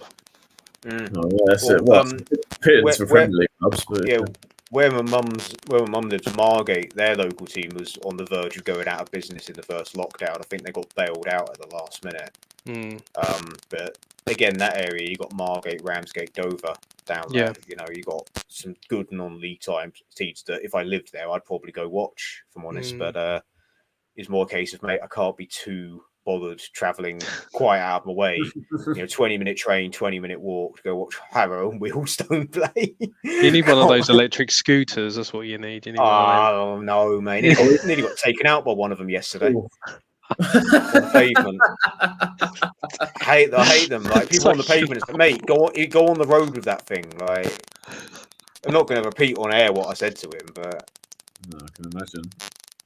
In Slough, it's great because they have these orange scooters all around. The council have put them on, so basically you could just walk up someone's house, and if there's one there, you can just sort of take it and drop it off somewhere else. It's really I don't know how it works, but yeah, obviously you pay for it somehow on your phone. Well, yeah, we've got a bike system here in Watford where you can rent bikes and it's like by the mile. But yeah, in my honest opinion, it's not really worth it unless it's a short journey. If it's a long journey, if you want to go take the bikes out, you go, oh, we'll take the kids out on a bike ride. You end up paying nearly £100. Like, just take it on holiday with you on the back of your car, wouldn't you? It's just I'll bring it back next week. You might as well buy a bike. Like, I bought a bike when I was 14 for £10. There are cheap bikes out there online and things like that, or second-hand ones. Do you know what? I really want like my stepson's got a Carrera thing outside. I really do want to sort of bike ride. I just can't be bothered. I don't think it's dangerous, man. I mean, I'm a driver and I hate bike riders. I really do. And are you talking about cyclists or motorised? Yeah, cyclists and motorcyclists, I guess. Both really. Both. Oh, Sterling wins it. Oh, there we go. Oh, yes. There you go, boy. Well done. Oh, 2-0. Great Lovely finish. Goal. Who scored? Yeah, Mason Mount. Oh, my God. Twitter is going to be apoplectic. It's a tidy finish. Yeah, you'll see it in a minute, Dennis. Sterling wins it up high. Kane passes it to Mount on the left-hand side. And it's a lovely dink finish. You have to say that's game over. Yeah, I think me and Bill should pause our TV and wait for you to catch up. It's not a problem. It's not a problem. As long as someone's relevant to the pulse. It's great, Dennis. I'll tell you. That's a lovely finish, though. Yeah, it was. Yeah. Even if he does play for Chelsea. I'll tell you what. Sterling did well to actually leave that ball from Kane. It's a very good fit. Yeah, it's a very good finish. Jumped out of the way of it, and then Mount. Lovely first touch, and then lovely dink finish. Yeah, and that's they've done well the last few minutes, England. So there we are, 2-0 it is. I think they've been in total control since they scored that first goal, anyway. Yeah. Well, I think apart from that counter attack in the first half by Albania, they haven't really threatened our goal. It's just can we step up and create more chances and. Yeah, certainly since the goal, we've done that. That's plenty comfortable. What was there 25 minutes, half an hour left? 2-0 up, standard really. I can't see Albania getting 2 goals. As I said when we started, Bill, comfortable 2-0 win with no dramas, does the job. You reckon they'll bring some substitutes on at some point? I reckon he probably might have Wednesday night in mind and take a couple of people off, like Kane. Kane and Sterling, giving them just make sure they don't pull up with anything. Yeah, if Kane was on a hat trick, he probably would stay on. But yeah, he's being on Calvert-Lewin, and who could come on for Sterling? You think it'd be a good shout for Sterling? Do you reckon maybe Bellingham, give him a run out and play him in a more advanced role? Possibly stick Ward-Prowse up in the forward role. He played on the right in the second half against San Marino. Make it adaptive. Or obviously Lingard as well. So there we are. Jesse Lingard for Sterling. Happy days. So there's a few options if Southgate wants to make them. Here's the. I don't know if you saw it. Oh yeah, I've been told that story. It is a brilliant story. I have to say, it is a great one. Formerly of West Ham, no one knows about Diamante, formerly of West Ham. Yeah, and of course, yeah, it's up there with me be training on the Upton Park's pitch for like a diabetes football day and taking someone out and then getting in a lot of trouble for it. I didn't realise. I know you went to that training film. I didn't realise you took someone out. You've told her this story that I absolutely clattered someone in just a general training exercise. It was like the latest tackle of all time, like halfway up his shin. Pure, not intentional at all. I was very apologetic, but I was walking around with my arms up like that, thinking, "All right, he's apologised, it's fine." And then like parents got involved. Like, it was an accident. Genuinely, it was late. He wasn't too bothered. It was everyone else that was bothered. Yeah. It was just a passing. It was Piggy in the middle, and basically, not Piggy. It was some weird training exercise where you had a runner and a marker and a through ball, and you had to basically stop him getting the ball. I took that quite. Yeah, I just went in a bit late. It just happened. I was 15. I'm not a footballer. You shall not pass. Ball or a player will get past, but not both. Yeah, absolutely. Stoney's won a free kick about 30 yards out. You want a Ward-Prowse in this one, I'd say, but he's not on the pitch. But yeah, Bill, you've seen the photos with the terrible, tragic poses sitting on the bench. Yeah. Oh God, yeah. We were 50. It was 2008, right? Like, yeah. In my defence, that was the style at the time. To quote, I was going to say, if it was like last year, I don't think I'd be so forgiving. But 2008, fair enough. Oh my God, what was? Oh my God, oh dear. Is this free kick going to be bad? Yes, this is not. Is it Harold? Is it my mate Harold taking it? Well, I don't know your mate Harold, but pretty. Harry Kane. I sometimes refer to him as Harold. No, that's pretty poor. I would say straight from the training ground, but I hope they don't train on that. I hope it's not rubbish they're doing training. That was well. I think it's a free you could get away with if you're 2-0 up. That's for sure. Yeah. If this was 0-0, it'd be unforgivable. But yeah, pretty much.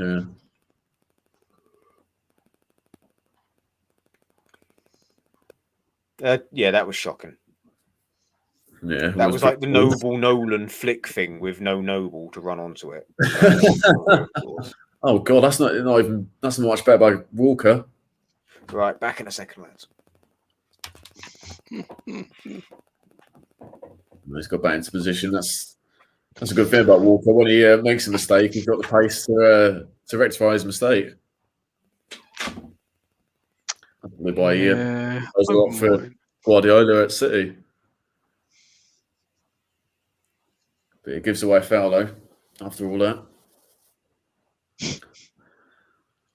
I mind Walker. He's had a decent game, I'd say, apart from that foul just then. But I was saying to Dennis earlier, mate, that for a while, like Walker had played his last England game, and suddenly he's back in the squad and he's starting tonight, and Alexander Arnold ain't in the squad. So funny how things change in a matter of a few months, even. Well, just Liverpool have just had a really bad few months, haven't they? Lost pretty much all their defence. Yeah, exactly. Yeah, and obviously the captain Henderson is injured, and that's why he's not in the England squad. He might miss the Euros as well. So whether that'll be a miss for us, the time will tell. Obviously, that free kick from Albania, nothing's led to it, but they've still got the ball. Cross comes in. Walker heads it away. So how do you guys know each other? Well, me and Dennis are regulars on a West Ham channel called the West Ham Way. Oh, okay, right, yeah. Corey, who's like the main host, he's done a great job since he took over last year, and does videos on his own and stuff. But he does something called it was called Writer's Block initially. It's called Fans Voice now, where gets other West Ham fans talk about previous games and previewing upcoming games and transfers and all that kind of stuff. So that's how me and Dennis know each other from there. How many shows do you do a week? I think it's just one a week, I think. But Dennis does the West Ham watchalong with Corey. I don't. I do like match reactions and stuff afterwards for this channel, for my channel. So well, just subs just been made. Ward-Prowse is on for Calvin Phillips. He's played decently tonight. Let's I don't know if you saw that sub, Dennis, but I'm just seeing Ward-Prowse coming on. Who's coming off? Calvin Phillips come off. It's an odd one. I'd rather give Kane and Sterling just in case something happens to him. Yeah, I'd have taken Kane off as well. Again, you've already got this one on the bingo, Angus. I mentioned it, but that's my Football Manager head coming in. I'm looking at the players, the percentages, and thinking, right, bring him off. It is a dilemma when they do get 2 goals, like Bill said, because then they kick off. Why did you take me off, boss? Yeah, press the pause button. It's just very tired. 55% like energy left or whatever. He's in the red zone, yeah, and it's like he's got a knock. He scored twice. This is the manager saying, "Take him off now." Before he gets injured, you take him off, and he kicks off and puts in a transfer request. Oh, Kane was in there. If Walker-Prowse could find him, that's well defended. Well, it's different this year on FM, Dennis. There's no percentages on the fitness anymore. It's all color coded. Oh, right. So I'm on FM20. I finally upgraded to FM20. Yeah, FM20 have completely changed. There's no percentage. I know you can throw a water bottle and stuff like that. Yeah. That's quite I'm like, all right, fair enough. That's like Total Manager 2004. I remember there was like options on the touchline where it was like you could like kick you get a throw in. What do you do? And it's like throw it away, miss it, like just leave it, or do you throw it back to them quickly? And if you click throw it back to them quickly, it would always leave the opposition player stunned and shocked, and they would drop it, and time would waste.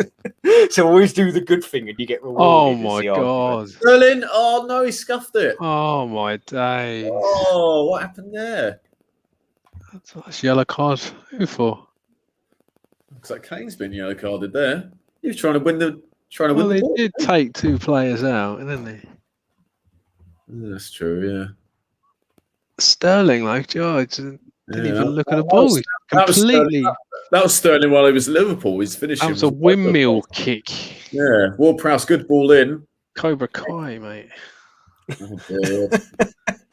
Oh, that's Russ Bingo. He's mentioned Cobra Kai. Doesn't realise Russ has got Russ Bingo going as well.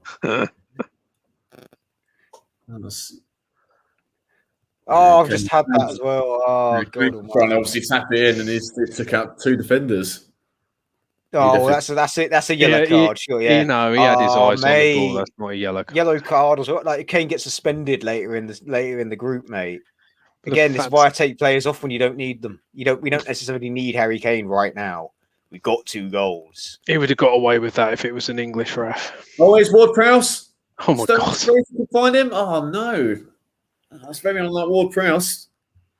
Delivery was off there, trying to dink it over the top to plain Sterling, but got it horribly wrong, and it's straight to the goalkeeper.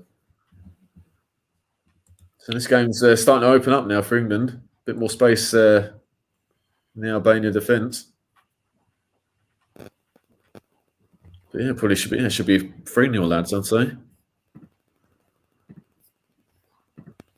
I'm about to have that come up, but yeah. Yeah, you'll see it in a minute. It just had the analog stick at the wrong angle, I'd say, for that one. It got jammed. Yeah. Dodgy controller. Oh, come on. That's got to be a yellow card. Sterling goes down. Yeah, it's got to be. No, nothing. Okay. I wonder who took. Yeah, because one of the Albania defenders are on a yellow. I don't know if it was him. It was number 18 that was on a yellow. Yeah, it might have been him. Yeah, but no foul given anyway. Refs played it on. All right, dude. The plumber is in.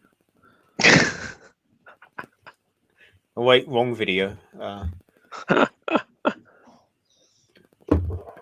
Albania having a bit of the ball in England's final third for the first time this half, I'd say.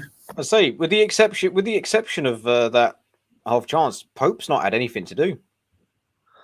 No, he hasn't really, has he? He stood up well and covered his angles quite well, I think, in that chance. But your odds are on for the attacker in that role. It's just how dominant England have been in midfield, really. Yeah, absolutely. Nothing. Yeah, kept Albania at arm's way, definitely. Still got the ball out of the hosts. They're playing out wide. Nothing threatening at the moment. Just all in front of England at the moment.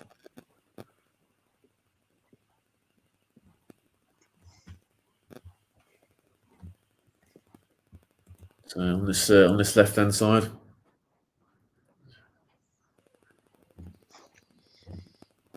I've got some bad news, guys. Spain have equalised. Oh. Gutted.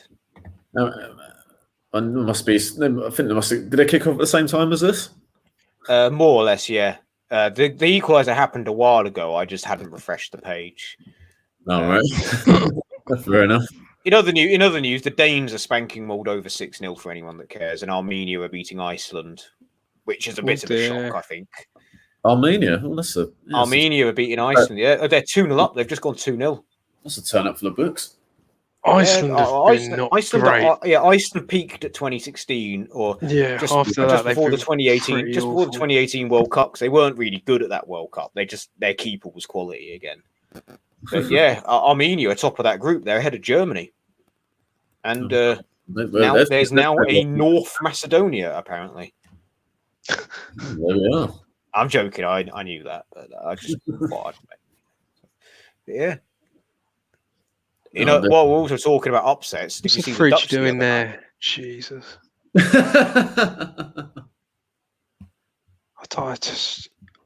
Maguire, I just don't understand how he's Manchester United captain. Did you call him the Fridge? Yeah. What, William the Refrigerator Perry of football? Right? he's got a slab head, isn't he? He's just. What was it? I said in the 2018 World Cup? I think I drunkenly just went. He's basically a rat on steroids, isn't he? He is just an awful footballer. It's like if there was like a villain in some B-grade superhero movie, like Ratman. Come on, that'll be a fact. Well, it's got to be a yellow, that one, surely. Pulling him back, wasn't he? He was away there.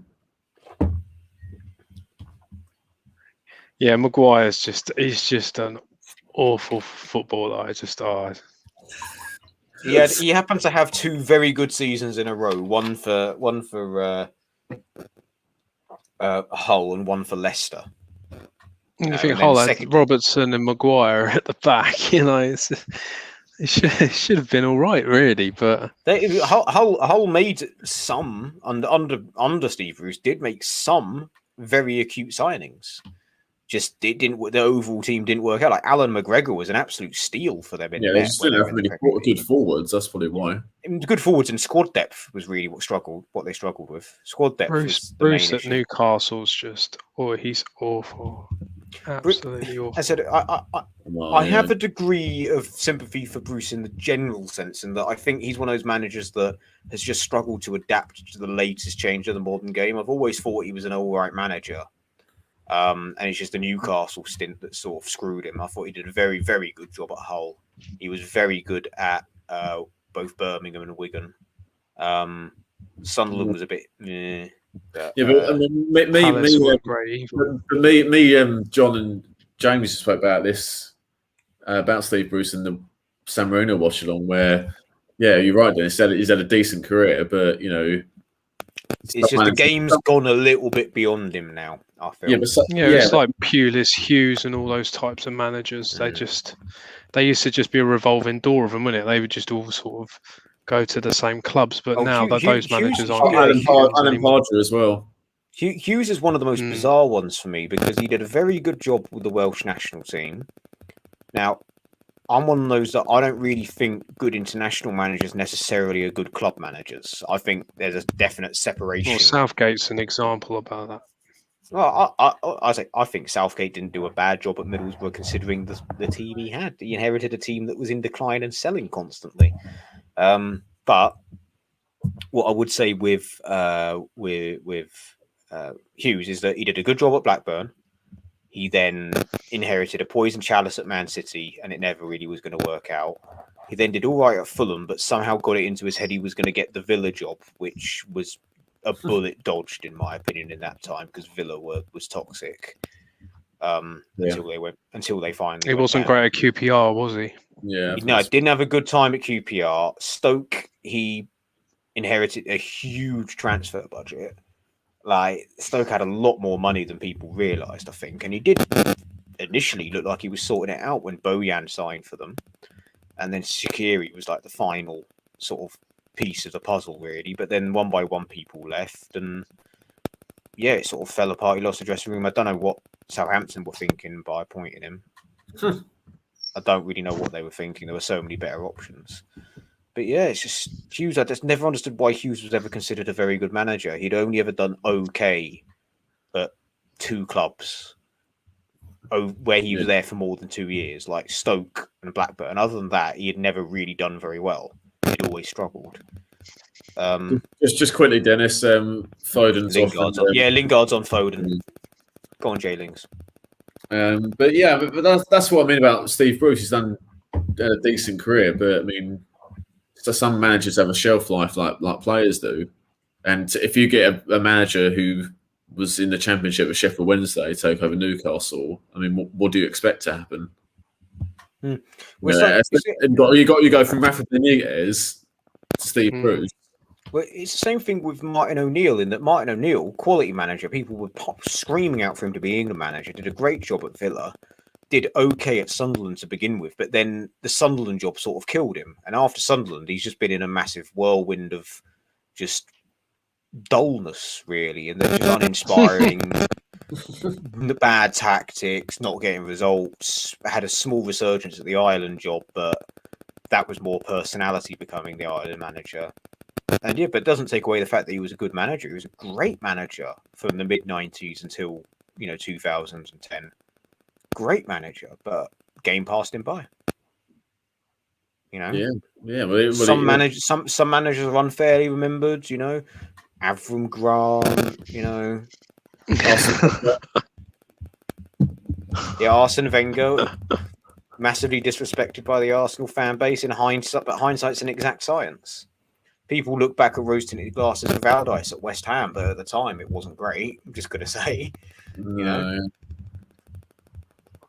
Yeah, so we're interested to see how they do at Newcastle, but you never know. They might get a couple of wins, but they were terrible against Brighton. They were good for them at all. You could say the same about Moyes, really, because he didn't get a good shake of the stick at United, but the first time he was at West Ham, he didn't either. I thought he was short-changed there, really. I'm surprised he went back.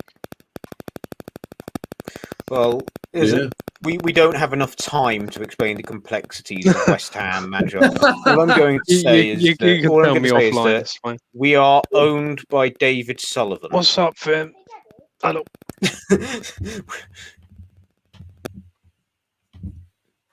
About 6 minutes to go in this game. England are just keeping it comfortable at the moment. Albania not really threatening much.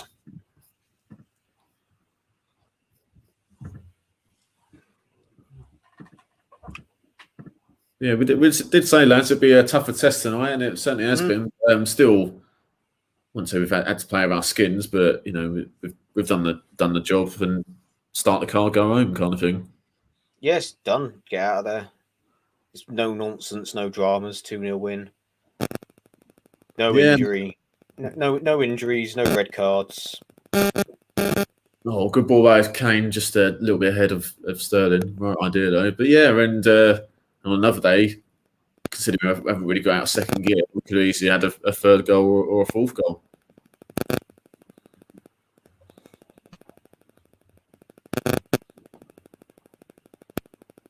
Albania got the ball on the left. In a good shape though, so it's going to be hard for Albania to break through this midfield and defence.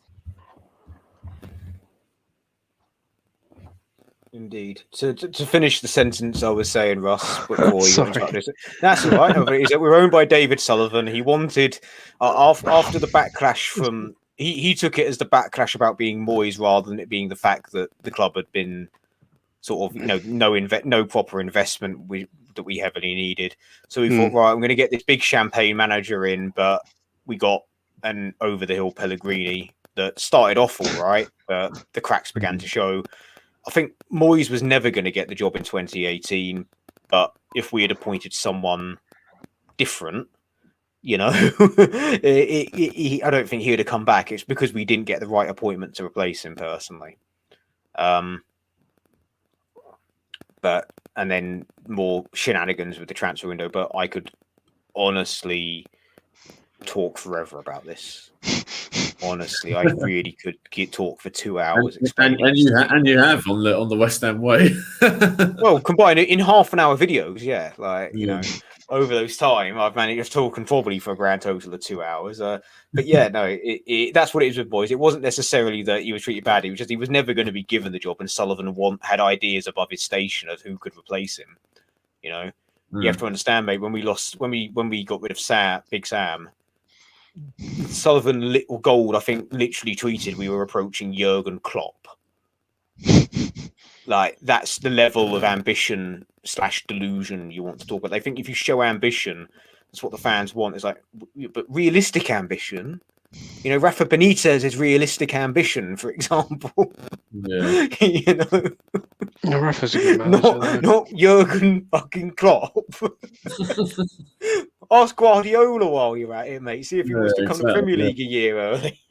Well, Everton got Ancelotti, didn't they? A little bit different. Yeah, no, they got more money. They've got a lot more money behind them and a much more adequate squad that just needs streamlining and adjusting more than anything. Yeah, but West Ham have done really well this season. We've done it in spite of the board, because the board have done virtually everything in their power, short of, I don't know, letting out the air in the team bus for an away game, of us trying not to get Europe, desperate for us not to get Europe, because that will involve spending money. In my opinion, of course, it's not fact, but no, but the quotes that David Sullivan said before the Everton Carabao Cup game about. Was it there to spend 50,000? Oh yeah, it's all well and good. I love the fact that we won, but you know that cost me £50,000. It's like I remember when we beat Doncaster in the cup, and it was like, right, we got United away. I had the meme ready to go. David Sullivan as the Tiger King saying, "I will never financially recover from this," and I think it got something ridiculous. Like I think it got like 600 retweets or something. I mean, the one that I have that keeps popping up, and people that I don't even know have been using it, and I'm like, I should have put my watermark on it. It's David Brent saying sometimes the complaints will be false, but it's Sullivan that sometimes the bids will be false. We put in fake bids for players. We leaked to the media that we've bid 40 million for Tarkowski, and Burnley are like, we've not received any bid. We've not received any bid. And then what was it on TalkSport? Oh yeah, I could go in and sign Premier League centre back, 28 years old, for 40 million. I won't say who. And it's like, well, who do you think we're talking about, David? Like, it's so obvious that it's Tarkowski. You could have basically said, well, he's English. He's got a Polish-sounding name. He plays for Brentford. He wears the number 5. But yeah, I'm not going to say who it is. I'm not going to say who it is. You know, it's stuff like that. Sullivan shithousery, which was the topic in the West Ham end of year quiz. Yeah, it was. Yeah, there was a shithousery challenge by Albania's number 8, the substitute. I'm just about to see it. I think Gasula is probably how I pronounce it. He's the one with the rugby cap on. He's just a proud mount. About 30 seconds plus stoppage time. So yeah, it's going to be looks like a nice, comfortable 2-0 win for England, which I think we would have all taken before the start. Well, that was pretty bad, yeah. It wasn't great, was it? I hope he's wearing that for a reason and not just to try and look hard. I hope there's a medical reason he has to wear that helmet. He's a big Peter Cech fan. No, you know what he looks like? And this is going to be obscure, mate, but have either of you seen the Dukes of Hazzard film? No. It's plain. Like, you know what about the guy that wears the armadillos on his head. No, I've not seen that one. That's that one with a guy out of American Pie in it has plays one of them. Yeah, Johnny Knoxville. Johnny Knoxville and Sean William Scott. And then it's quite funny as well, little things like Randy Orton played one of their stunt doubles, I think. Stunts. Johnny Knoxville did his stunts, but Sean William Scott wasn't doing them because it's like high speed stunts. And I think like it was the bar fight. Sorry, and in the bar fight you can see it's blatantly Randy Orton. Like it's not Sean William Scott. Like it's Randy Orton having a fight with people in Sean William Scott's Randy Orton's fight. about 2 feet taller than Sean Williams Scott. And like got about 100 pounds of muscle on him. Like his arms are massive. Like I'd love to see him give him an RKO or something like that. Yeah, no, but it's like but you just see him punching someone, and it's like you slow it down. It's like that is like a really young Randy Orton. Like Randy Orton has never been young. He's been around for years. But this film came out in like 2003. Yeah. So it's like he was really young, back when he had hair and stuff like that, before he went for the "I want to look like a snake" look. Oh, it's 4 minutes of stoppage time. We've played about a minute 20 of it. So we're going to peter out this game, I'd say. For the wrestling watch along. Yeah. That'll be the next one, Royal Rumble 2021 with Jeff involved. Garage wrestling. Garage wrestling. That's a different thing, mate. Yeah, a ring in the garage, yeah.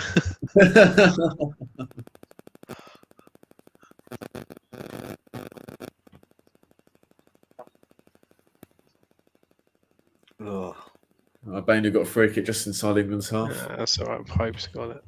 All over. Anyone watching wondering why we're not talking about the football is because literally nothing's happened other than a shit challenge. Nothing's really happened in the last 10 minutes. Which, as an England fan, you don't really care about, to be honest. Again, no nonsense, 2-0 win, no dramas, no repercussions. Like on Football Manager, you click on there, be more disciplined, and we've got that ticked in abundance.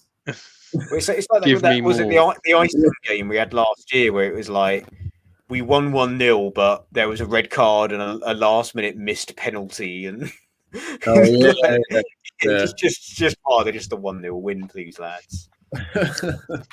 No frills, but it'd be 6 points out of 6, so obviously perfect start to. Yes, especially as we were saying that Poland and Hungary are playing the minnows later, so they should pick up 3 points each. Puts us firmly in the lead. With everything that's going on, lads, do you really think that international football should be going on? Because I personally don't. I don't either. Money talks. Yeah, plus the World Cup's obviously is next year, isn't it? So yeah, they need to fit the qualifiers in somehow.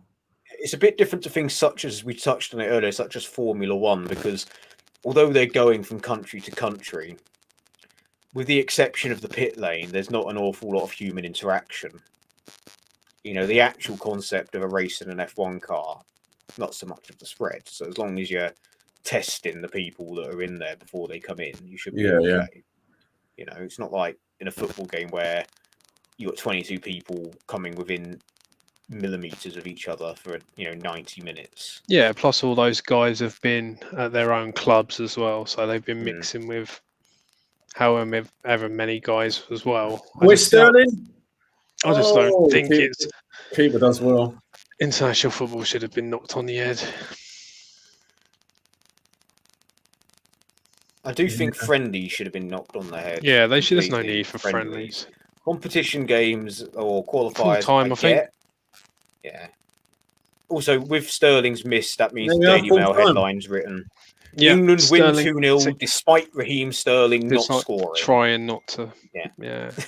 Not doing his best. Raheem Sterling's attempt to sabotage the England team fails as mighty English heroes Harry Kane and Mason Mount score. Yeah, the Daily Mail would 100% try and do 3 out of 10, especially for that windmill kick he missed. 3 out of 10. Well, there we are, lads. A comfortable win for England. I mean, Dennis, thoughts overall? Same opinions I had at the start. Match it up. I mean, I predicted 3-1 just because I thought maybe there'd be a bit more to it. And I thought Albania might be a bit more attacking. But yeah, as soon as we went 1-0 up, that was all right, really. Barring a defensive catastrophe, we weren't really going to concede, or unless it was going to be a cheap goal from a corner. But that would imply that there would be some form of shot or cross from Albania for them to win a corner. I don't think they have, other than that shot off target early doors, I don't think they had a single shot all game, did they? Not of any great significance, no. No, and again, I think Albania will look at this as like, look, we played the strongest team in this group, at a team that finished 4th at the last World Cup, and we haven't had a huge damage to our goal difference. We as things currently stand, we're second. not so much of a problem. Like second is what they're is the best they could probably hope for in this situation. So yeah. Fair enough. Russ, what about you, mate? Same, really. Yeah, Albania didn't really sort of give us much to worry or think about, to be honest. Yeah, England got the 2 goals, and well, it was 1-0 for quite a while, wasn't it, in the second half? But yeah, once they got the second goals, job done. Albania were never going to get back into it, so yeah, quite happy. No one got injured, did they, or anything? So yeah, just nice little run out. And what's the next game? Poland, Wednesday. That's the big one. Yeah, that's going to be I think that'll be a bit of a harder game, to be honest. So yeah, I was surprised that Kane sort of stayed on for the full 90 minutes, and Sterling as well. Actually, I'd have thought those guys would have sort of I'd have given them a break. It was when we went 2-0 up. I thought, right, off, no bookings, no injuries, and Kane picked up a booking. So, but on the subject of second goals, I've got some devastating news. Oh, Spain! Spain have scored a stoppage time winner. Oh no! To break Georgian hearts. Oh dear, but but yeah, better news for England. Yeah, 2-0, comfortable win. I can't really add much more than what you guys have said. Obviously, Kane's goal before half time was the key. It's going 1-0 up at half time. Made the second half a bit easier. The second goal, good move. Mason Mount, good finish. So 6 points out of 6. Can't complain. And go perfect start going into the big game at Wembley on Wednesday night against Poland. So.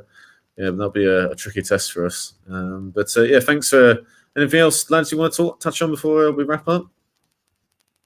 Nope. I'm all right, mate. Yeah. Good stuff. All right. Well, nice one. Thanks for joining us. See you Wednesday, really. Yeah. Thanks for joining, lads. So thanks everyone for watching. Subscribe if you're new. Like this video if you enjoyed it. Take care. See you on the next one.